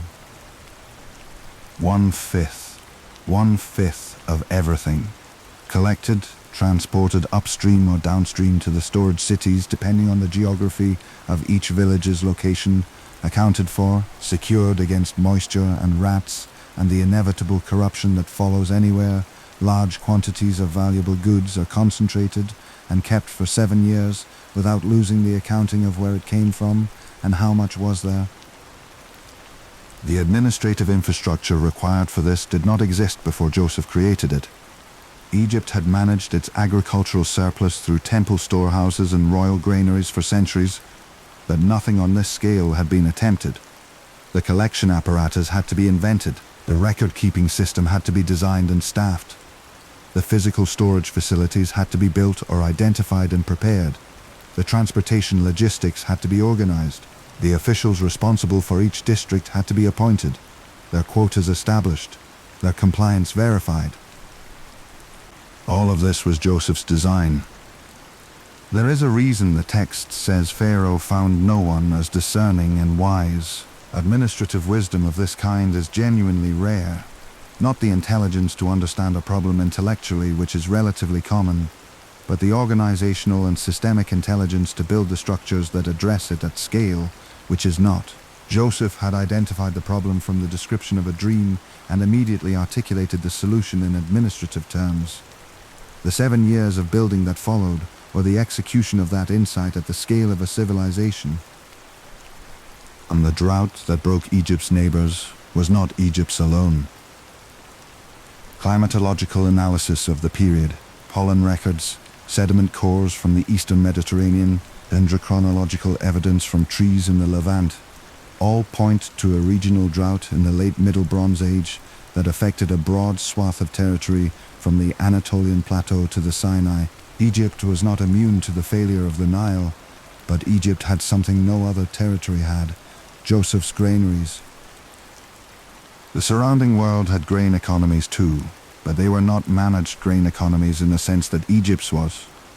The city-states of the Levantine coast stored surplus in good years, but nothing approaching 7 years' worth at 1/5 of annual production. The pastoral economies of the hill country, the world of flocks and herds on the Canaanite plateau, had no granary strategy at all. You lived on what the land produced, and when the land stopped producing, you moved.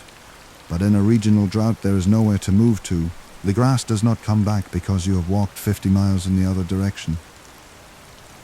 The people who came to Egypt came because there was nowhere else to go. All countries came to Egypt to buy grain, the text says, because the famine was severe over all the earth. This is not hyperbole in the way that ancient texts often hyperbole. All the earth means the known world, the world that the author of Genesis had access to, which was the eastern Mediterranean and the ancient Near East, the world of Egypt and Canaan and Mesopotamia. And across that world, in the late 19th century before Christ, the food was running out, and Egypt had it. Joseph was selling it, not giving it, selling it systematically, first for money, and then for livestock, and then for land. This is sometimes read as cold or exploitative, and it is worth thinking about carefully. Joseph was managing a resource, the grain stored in Pharaoh's name at Pharaoh's cost over 7 years, on behalf of the Egyptian state. The grain was not his to give away. It had been accumulated as state property through a mandatory collection program that had cost Egypt 1/5 of its agricultural output for a decade. Distributing it in exchange for fair value was not cruelty. It was the only management approach that was sustainable over 5 more years of famine. And when the Egyptians had nothing left to offer, when they came to him and said, "We have nothing but our bodies and our land," he did not turn them away. He made them tenant farmers. They kept their lives, they kept their land in a practical sense even after selling it legally to Pharaoh, and they paid 20% of their yield going forward. The deal was not generous by modern standards, but it kept them alive, and keeping them alive was the point. He exempted the priests. This was not squeamishness about religion, it was astute political calculation. The priestly class controlled the theological legitimacy of Pharaoh's divine authority. Attacking them would have been attacking the foundation of the state that Joseph was managing. He saw this and acted accordingly. The Egypt that emerged from the famine was the Egypt that Sesostris III and his successor Amenemhat III had been trying to build. Centralized, unified, with the independent landholding class converted into a dependent tenant class paying fixed rents to the crown. The political revolution that had been the ambition of the 12th dynasty was accomplished, and the mechanism was the famine, and the famine was managed by a man who had arrived in Egypt in chains 25 years earlier.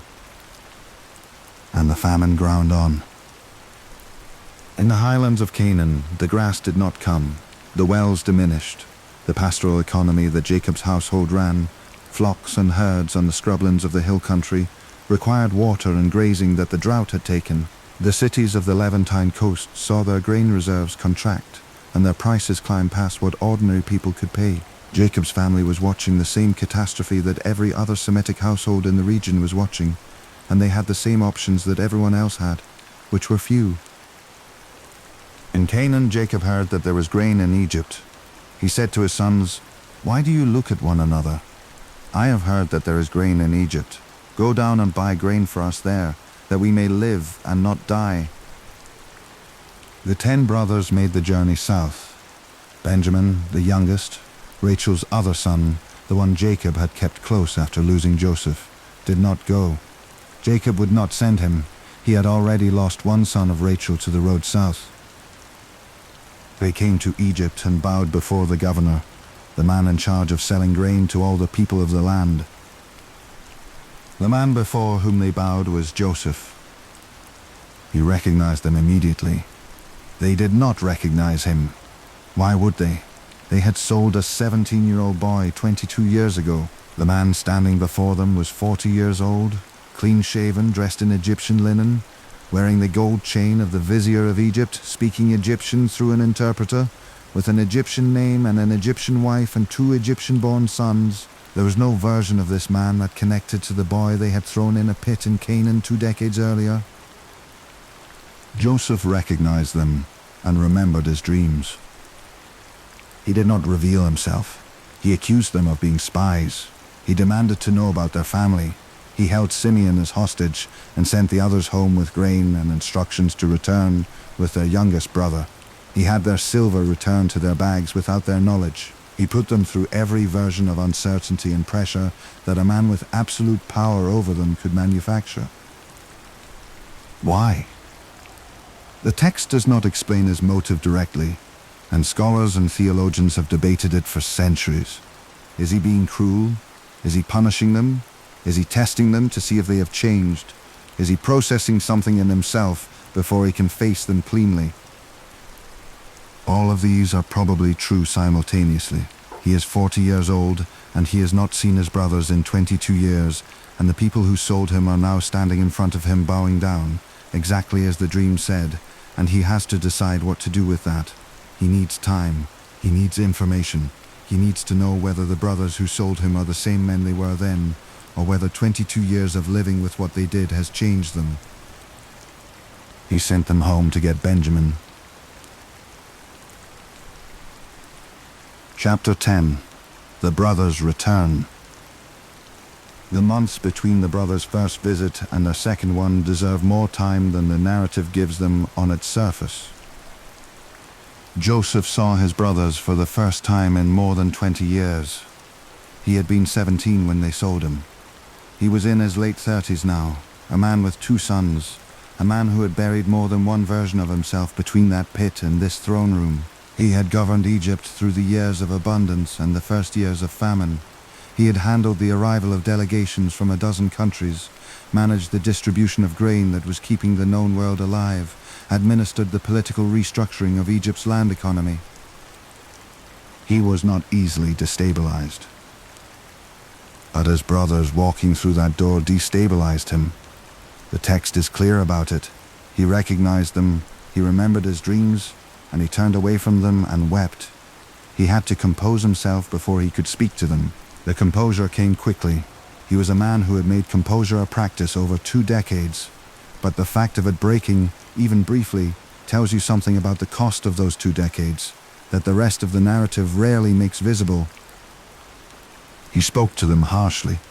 He accused them of being spies. He demanded to know about their family. Your father? Is he still alive? They told him about Jacob, about Benjamin, about the brother who was no more. He turned away again at that. He heard himself described as the brother who was no more.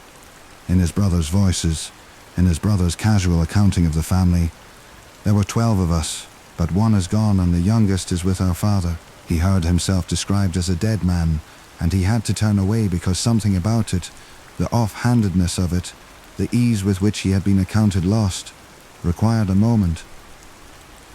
He held Simeon as surety and sent the others home. He had their silver replaced in their grain bags without their knowledge. He watched them go. The silver in the bags was not simply a test. It was also a gesture of provision. He was making sure they could pay for the grain. He was making sure his father had what he needed. He was feeding his family before they knew he was alive, before they knew he could help them, before any acknowledgement existed between them. The care was there even inside the deception. It is consistent with everything else we know about him. The generosity is not conditional on acknowledgement. He does not wait to be thanked before he acts. The second visit, the one with Benjamin, required Jacob's old man's surrender. The text gives us the old patriarch in his final act of the story. I will not send Benjamin. The famine deepens. We must go back. Take Benjamin, or we cannot go. And Jacob finally yields, with the specific grief of a man who has learned that the world takes what it takes. If I am bereaved, I am bereaved. He was not bereaved. That is what makes the old man's resignation so painful to read. He was within a few months of the reunion that would be the greatest gift of his final years. He had spent more than 2 decades mourning a son who was alive and waiting, and the end of the mourning was almost at hand. He did not know that. He sent Benjamin toward Egypt in the grip of a grief that was already unnecessary. When Joseph saw Benjamin, his full brother, he could not control himself. He went to his room and wept. Then he washed his face and came out and composed himself. The weeping and the composure. The composure is not suppression. He is not pretending the emotion is not there. He is managing it, the way a man manages something that is real and present, but that he is not yet ready to release in public, in front of brothers who do not know who he is. In the official context of the vizier's hall, he is holding the revelation until the right moment, until he has what he needs to know. And then the cup in Benjamin's bag, the accusation, the recall, the brothers standing before him again, and Judah's speech. Judah's speech is one of the great pieces of oratory in the ancient world, and it is great precisely because it is not polished. It does not try to be eloquent. It is a man talking from inside a desperation that has no room for rhetorical calculation. He tells the whole truth of the situation, every detail that puts them in a bad light, alongside every detail that explains their position, and at the end of it he offers himself, not as a strategic gambit, as the only thing he has left to give. Judah, offering himself as a substitute. It will be another 2,000 years before a direct descendant, the Lion of the tribe of Judah, offers himself as a sacrifice, a substitute to be executed for the sins of others. He told the Egyptian vizier, "How can I go back to my father if the boy is not with me?" He is thinking about Jacob. He is thinking about what the old man's face will look like when they return without Benjamin, the same face it had worn for 22 years after Joseph was gone. He cannot do that to his father again. He will be the slave instead. 22 years earlier, it was Judah who had proposed selling Joseph. He was the one who said, "Why kill him? Let us sell him instead."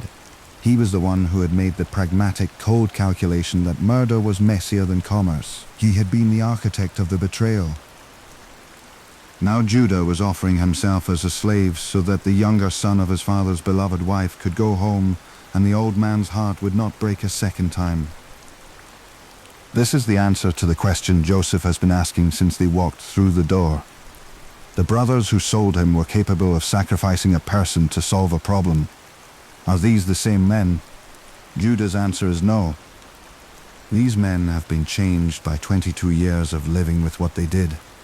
They are not the men who sat down and ate bread while their brother wept in the pit. They are men who will give themselves into slavery rather than bring that grief to their father again. And Joseph cried out, "Have everyone go out from me." He wept so loudly that the Egyptians heard it through the walls. Then he said to his brothers, "I am Joseph. Is my father still alive?" His brothers could not answer him. They were dismayed at his presence. The text uses a word that suggests not merely surprise, but something more specific. The frozen incomprehension of men who are suddenly standing inside a reality that has restructured itself without warning, or the person they sold 22 years ago is the person who has held their lives in his hands for the past several months, and who is now weeping before them. Joseph said, "Come near to me, please." And they came near, and he said, "I am your brother Joseph, whom you sold into Egypt. And now do not be distressed or angry with yourselves because you sold me here. For God sent me before you to preserve life. For the famine has been in the land these 2 years, and there are yet 5 years in which there will be neither plowing nor harvest. And God sent me before you to preserve for you a remnant on earth, and to keep alive for you many survivors. So it was not you who sent me here, but God." This is the interpretive move that defines Joseph. He has 22 years of material for resentment. He was loved and then betrayed by the people who were supposed to love him most. He was enslaved. He was falsely accused. He was imprisoned and forgotten. He had every reason to walk into this moment with the full weight of that grievance, to make these men, who are now genuinely at his mercy in a way they were never at his, pay for it. He does not. But more importantly, he does not merely choose forgiveness in the sense of suppressing the grievance. He does something harder and more sophisticated than that. He reframes the entire narrative. The betrayal was not an accident, and it was not a crime against him. It was the mechanism by which something necessary was accomplished. The suffering had a purpose. The people who caused the suffering were instruments of that purpose rather than simply its perpetrators. This is either a profound theological insight or a psychological achievement of the highest order, and it is probably both. Joseph spent 13 years finding this interpretation. He did not arrive at it quickly. He arrived at it through Potiphar's house, and the prison, and the 2 years of silence after the cupbearer forgot him, through the years of abundance and the years of famine, and the long wait while his brothers starved in Canaan before they came to him, and he had to look at them and decide who he was going to be. He decided to be the man who could hold both things, the reality of the suffering and the possibility that the suffering served something, without needing to resolve the tension between them. He did not claim the suffering was good. He did not pretend it had been easy. He named it plainly in his sons' names: hardship, affliction, and he chose to carry the interpretation that made it bearable and that freed him from the alternative. The alternative would have been to make his brothers pay. He could have done it. He had absolute power over them, and they knew it, and he knew it. He sent for his father and his father's entire household, 66 people, and settled them in the best land in Egypt, in Goshen, in the eastern Delta region. He wept when he saw his father Jacob. He fell on his neck and wept on it a good while. 22 years of absence, and his father was alive. The old man, Jacob, who had spent 2 decades in the grief of a man who had lost his favorite son, said, "Now let me die, since I have seen your face and know that you are still alive." Chapter 11. The Blessings. Jacob did not die yet. He lived 17 years in Egypt, in the land of Goshen, watching his grandchildren grow up half Egyptian, and watching the famine end, and watching the country his son ran prosper and rebuild itself out of the years of disaster. He was old. He had been old when he came down to Egypt. The 17 years were a final gift, a long quiet ending that he had not expected and could not have earned. And then he was dying. Joseph came to him with his 2 sons, Manasseh and Ephraim, the children born in Egypt to the priest of On's daughter, the half-Egyptian boys who had been raised inside the household of the vizier and who had probably never seen the inside of a Hebrew tent until their grandfather came down to Goshen. They came to the old man's bedside. Jacob's eyes had grown dim with age. He could barely see them. Jacob roused himself. He said to Joseph, "God Almighty appeared to me at Luz in the land of Canaan and blessed me. He said to me, 'Behold, I will make you fruitful and multiply you, and I will give this land to your offspring after you for an everlasting possession. And now your 2 sons, who were born to you in the land of Egypt before I came to you, are mine. Ephraim and Manasseh shall be mine, as Reuben and Simeon are." The old patriarch, on his deathbed, looked at the 2 grandsons who had been born to him in Egypt, boys with Egyptian birth certificates, boys whose mother was the daughter of the high priest of On, boys who by every external marker were Egyptian aristocracy, and he claimed them. He claimed them as his own sons. He pulled them up out of the Egyptian world they had been born into and placed them inside the Hebrew lineage. They would not be remembered as Egyptians. They would be remembered as tribes of Israel. Each of them would become the head of his own tribe. The land of Canaan, when the family eventually returned, would be divided among 12 tribes, and 2 of those tribes would be named for the half-Egyptian grandsons of a man who, in his last conscious act, made sure that his daughter-in-law's priestly Egyptian blood did not erase his son's place in the lineage of Abraham. That was Jacob's last act of vigilance. It was the patriarch's final defense of what the family was for. Then he brought the boys close. Joseph positioned them, Manasseh the elder on Jacob's right hand, Ephraim the younger on Jacob's left hand. The right hand was for the elder. That was the convention. That was the way blessings worked in the ancient Near East. The principal blessing went with the right hand on the elder son. Jacob crossed his arms. He laid his right hand on Ephraim's head, the younger son, and his left hand on Manasseh's head. Joseph saw it and tried to correct him. "Not so, my father, for this one is the firstborn. Put your right hand on his head." And Jacob refused. "I know, my son, I know. He also shall become a people, and he also shall be great. Nevertheless, his younger brother shall be greater than he, and his offspring shall become a multitude of nations." The old man would not be moved. He had spent his entire life inside this story. The younger preferred over the elder, the wrong son turning out to be the right one, the inversion of birth order that had defined his own life and his father's life before him. He himself had been the younger twin who had taken Esau's blessing. He had spent 2 decades watching Joseph, the 11th son, eclipse the 10 older brothers. He was not surprised that the right hand belonged on Ephraim. He had been seeing through his blind old eyes the pattern that had been the structure of his entire family's history, and he was not going to be corrected by Joseph, who of all people should have understood. Joseph let it stand. And then, on his deathbed, Jacob spoke a poem, the blessings of Genesis 49. He called all 12 sons to him, and he told each of them in turn who they were and who their descendants would be. The blessings are unequal. Some are sharp. Reuben, who had slept with his father's concubine, was told that he would not have preeminence. Simeon and Levi, whose anger had destroyed the city of Shechem in retaliation for their sister's violation, were told that they would be scattered in Israel. Judah was given the line. "The scepter shall not depart from Judah, nor the ruler's staff from between his feet, until tribute comes to him, and to him shall be the obedience of the peoples."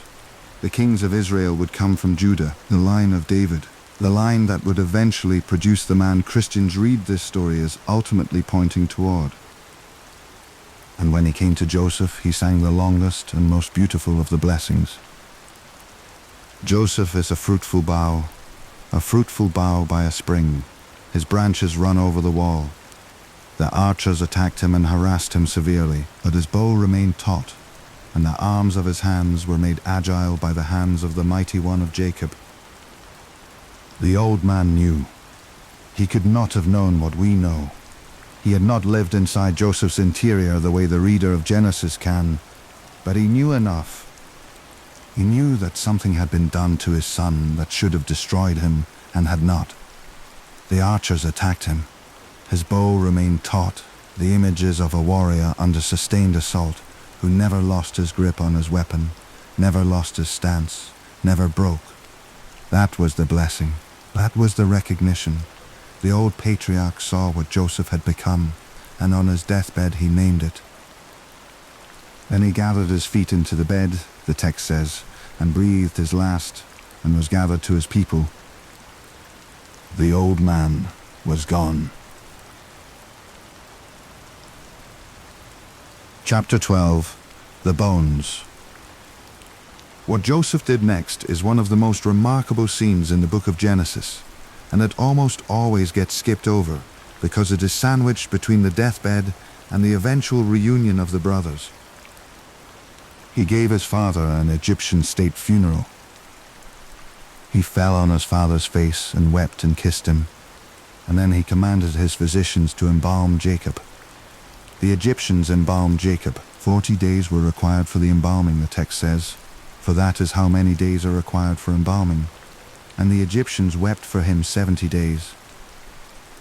40 days of embalming, 70 days of mourning, by Egyptian custom, by the protocols of the most elaborate funerary culture the world has ever known.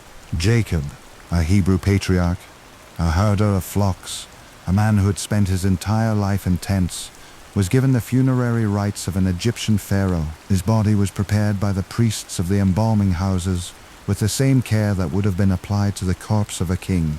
He was wrapped in linen, his organs were removed and stored, his skin was treated with natron. He became in death an Egyptian nobleman. And then Joseph asked Pharaoh's permission to bury his father in Canaan. The old man had asked to be buried in the cave of Machpelah, the field that Abraham had bought from Ephron the Hittite, where Abraham and Sarah and Isaac and Rebekah and Leah were already buried. Joseph asked permission. Pharaoh granted it. What followed was a procession that Genesis describes with a kind of awe. So Joseph went up to bury his father.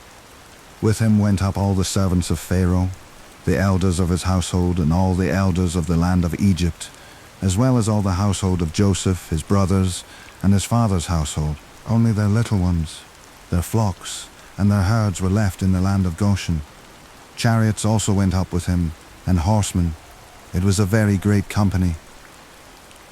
A Hebrew patriarch's funeral cortege wound out of the Egyptian delta, headed north, with the chariots of Pharaoh and the elders of Egypt and the entire household of the vizier and the brothers and their families. Egyptian dignitaries riding alongside Canaanite herdsmen, the grandsons of Abraham walking with the grandsons of Egyptian aristocrats. Up through the eastern delta, across the way of Horus where Joseph himself had been walked as a slave decades earlier, into Canaan. They stopped at the threshing floor of ATD beyond the Jordan, and they mourned there for 7 more days. The Canaanites who watched the procession pass, who saw the chariots and the horsemen and the Egyptian mourners and the weight of the procession, said to each other, "This is a deep mourning of the Egyptians," and they named the place Abel Mizraim, which means the mourning of Egypt. That place name lasted. It was still being called Abel Mizraim when the text was written down. A spot on the road in Canaan where the local inhabitants had once seen the strangest funeral procession of their lives and had given it a name that preserved their amazement. Then they buried Jacob in the cave at Machpelah, and the procession returned to Egypt. And there it should have ended. The family of Jacob, 70 people who had come down to Egypt at the height of the famine, was settled in Goshen. The famine had passed. Joseph was the vizier. Egypt was prosperous. The brothers had been forgiven. The old man had been buried with honor. The story, by every conventional measure, was over. It was not over. The story was waiting. Joseph lived to 110 years old. He saw 2 generations of descendants born in Goshen. He watched the family of Jacob multiply in the delta land that Pharaoh had assigned them, watched the children and grandchildren grow up Egyptian in their speech, and partly Egyptian in their habits, and entirely not Egyptian in their identity, which they maintained with the stubbornness of a people who knew exactly who they were and where they came from.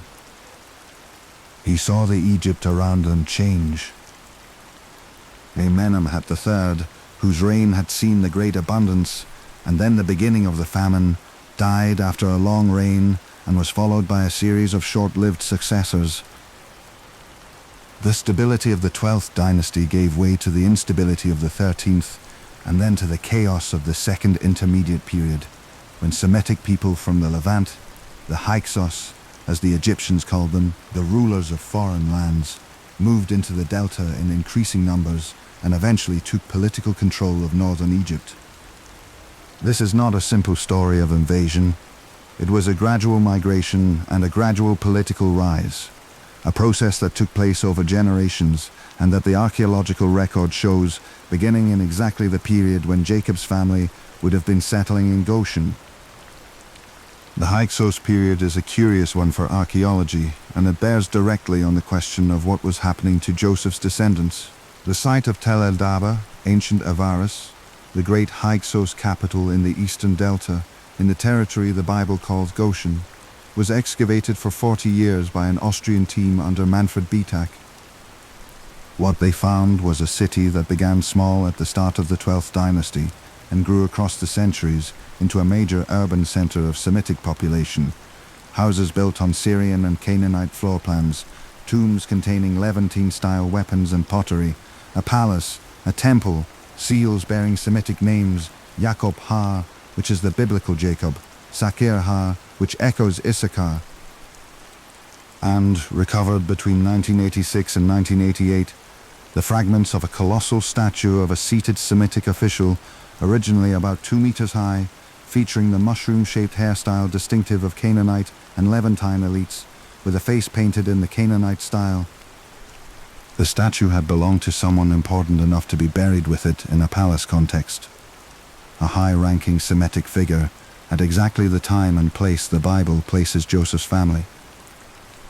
The statue is not Joseph. We do not know whose statue it was. Bietak himself remains careful about specific identifications, but the world the statue belonged to is precisely the world Genesis describes, a community of Semitic people, including aristocrats, settled in the eastern delta of Egypt in the centuries after Joseph. Joseph was old by then.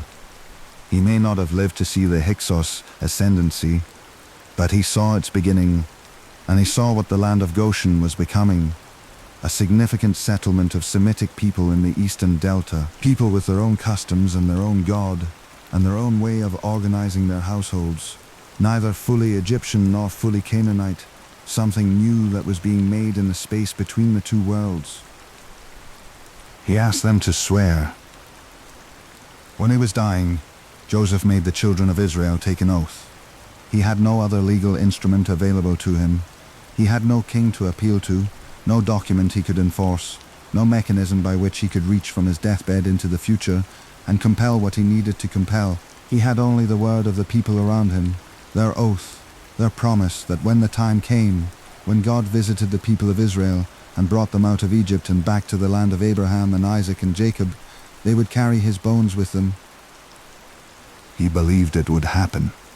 He had been in Egypt for more than 90 years by the time he was dying, and he had spent those 90 years watching the God of Abraham work in and through the circumstances of his own life and his settled conviction. The conviction of a man who had been in a pit and on a desert road and in a prison and in a throne room and who had found the same God at every stop on the journey was that the story was not over, that Egypt was not the end, that the family of Jacob was in Egypt for reasons, and that when those reasons were accomplished, the going home would happen. He did not know when. He did not know how. He asked to be part of it when it came. 400 years later, when Moses went to Pharaoh and said, "Let my people go," the people Joseph had known were a nation.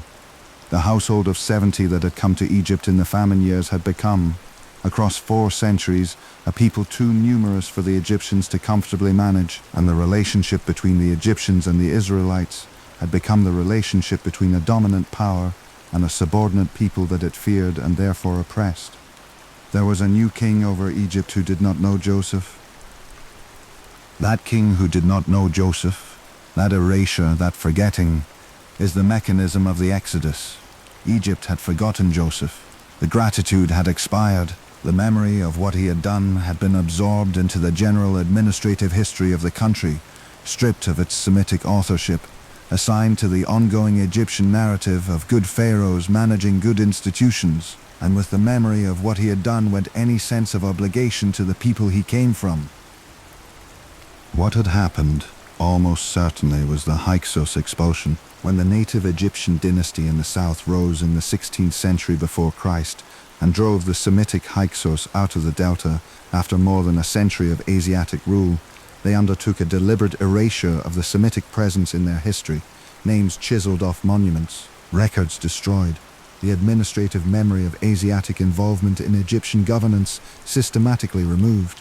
This is documented Egyptian practice, the same kind of damnatio memoria that would later be applied to Akhenaten and Nefertiti, and whatever records had been made of Joseph's career would have been among the first things eliminated in that purge.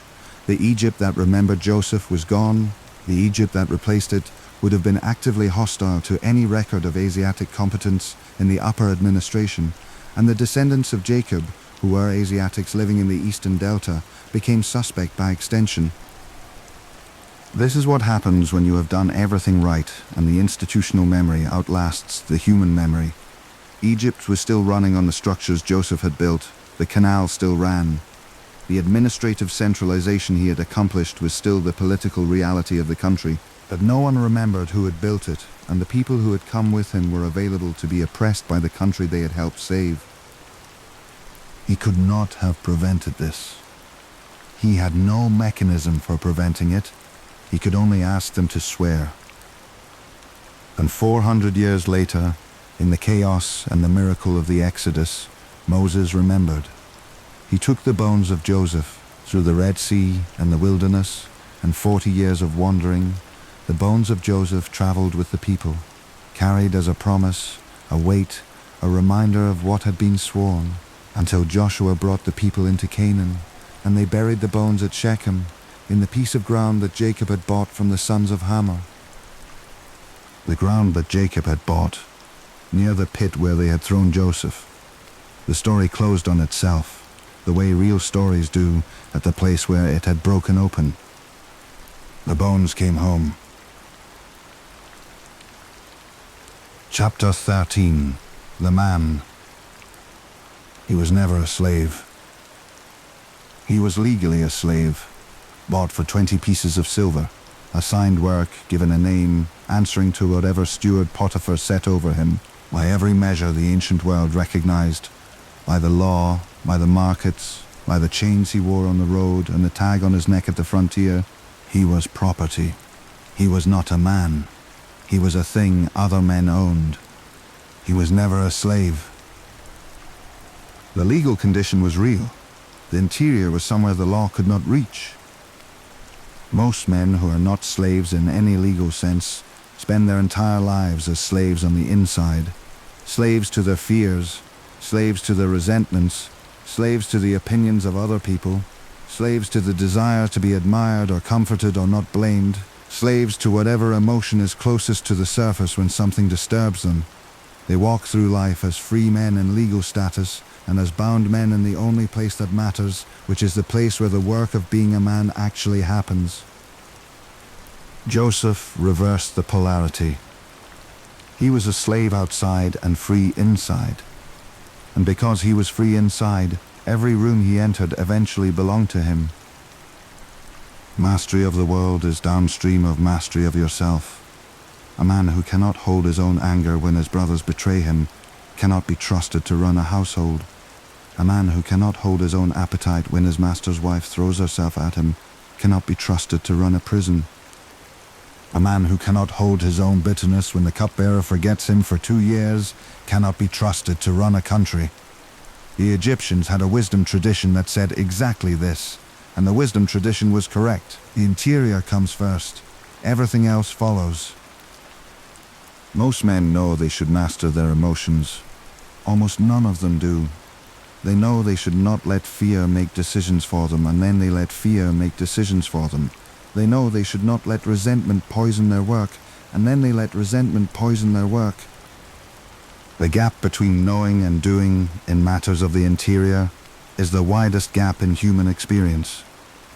The men who close that gap become something. The men who do not close it remain what they were, capable, perhaps even talented, but ultimately at the mercy of whatever they happen to be feeling on any given day. Joseph closed the gap. He did not close it through some superhuman act of will. He closed it the way it actually gets closed, which is one small refusal at a time, over years, in conditions where no one was watching and no one would have known the difference if he had failed. In Potiphar's house, he was not promoted because he set out to get promoted. He was promoted because he did the work in front of him with complete seriousness, and the seriousness was visible, and Potiphar was not stupid. Joseph did not have a strategy. He did not have a career arc. He had a piece of work, and he did it. And then he had another piece of work, and he did that too.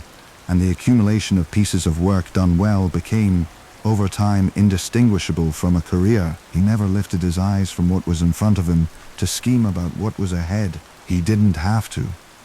The thing in front of him was always the thing that needed his full attention, and his full attention is what he gave it. Most men get this wrong. Most men want to be promoted. Most men are looking past the work in front of them to the work they think they should be doing instead. Most men spend half their effort on the actual task, and the other half on the politics of being seen doing the task. Joseph did none of this. The text never shows him lobbying. It never shows him resenting a peer. It never shows him calculating how to ingratiate himself with the man above him. It shows him working and being noticed and being elevated, and then working at the elevated level and being noticed again and being elevated again. The mechanism is so simple that it sounds like a children's story. The reason it sounds like a children's story is that almost no adult is willing to live it. He was an unimportant slave. He did the work of an unimportant slave. He did it so well that within a year or two he was running the household. He did not aim at running the household. He aimed at doing the work in front of him, and the household followed. Then it was taken away from him. This is the harder test. It is one thing to be patient and serious when the trajectory is upward. It is another thing entirely when the trajectory has just collapsed. When the woman you refused has lied about you, and the master you served has thrown you into a prison, and the entire structure you had built across years of careful work is gone in a single afternoon. Most men in that situation do one of two things. They rage at the wife, at the master, at the unfairness of the universe, and the rage becomes the center of gravity around which the rest of their life rotates. Or they collapse inward, go passive, decide that the world is rigged and that effort is futile, and spend the rest of their days in the prison they were given, because the prison they were given matches the prison they have built in their own head.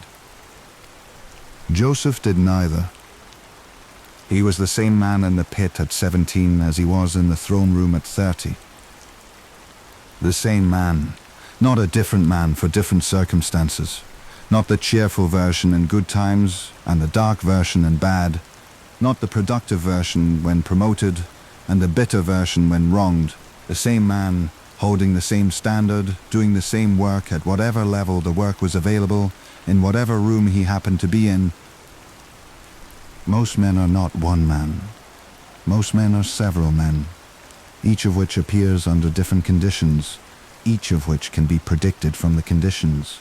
You can guess pretty accurately how a typical man will behave by knowing whether he is being watched, whether he is winning, whether he is comfortable, whether he is angry, whether he is afraid. Joseph could not have been guessed at this way. The conditions did not produce him. He was what he was, and the conditions met him. That is what it means to not be a slave in your mind. The interior The actual man, the part of him that does the work and makes the choices and holds the standard, is not contingent on any of those things. You cannot inherit it. You cannot fake it. You cannot decide on a Monday that on Tuesday you will have it. It is built one small refusal at a time across years that nobody watches. Joseph did not become this man in the throne room. He was this man on the road when the caravan moved him south across the Sinai. He was this man in Potiphar's house when he refused the wife because the refusal mattered more than the consequences. He was this man in the dungeon when the cupbearer forgot him. He was this man for 13 years of practice before the throne room. The throne room only revealed what the 13 years had built. The unbroken consistency of the interior across every condition the world subjected him to. The man Pharaoh saw was the man the dungeon would have seen on a Tuesday afternoon when no one was paying attention. There was no difference. The man was the same in every room. The bones at Shechem are the last act of the same consistency. He asked to be carried home 400 years before the carrying would happen. He could not enforce the request. He could not even reasonably expect that the people he was asking would remember by then. He asked anyway, because asking was what the interior required, and what the interior required was what he did, regardless of whether the world would cooperate. The world cooperated. Moses remembered. The people carried him out of Egypt. The bones went home. He had held the interior for 60 years.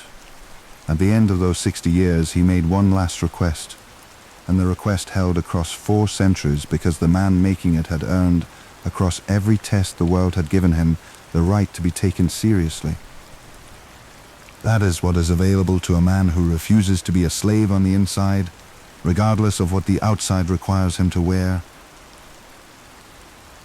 Joseph of Egypt, written by Tally for Ambient Lectures.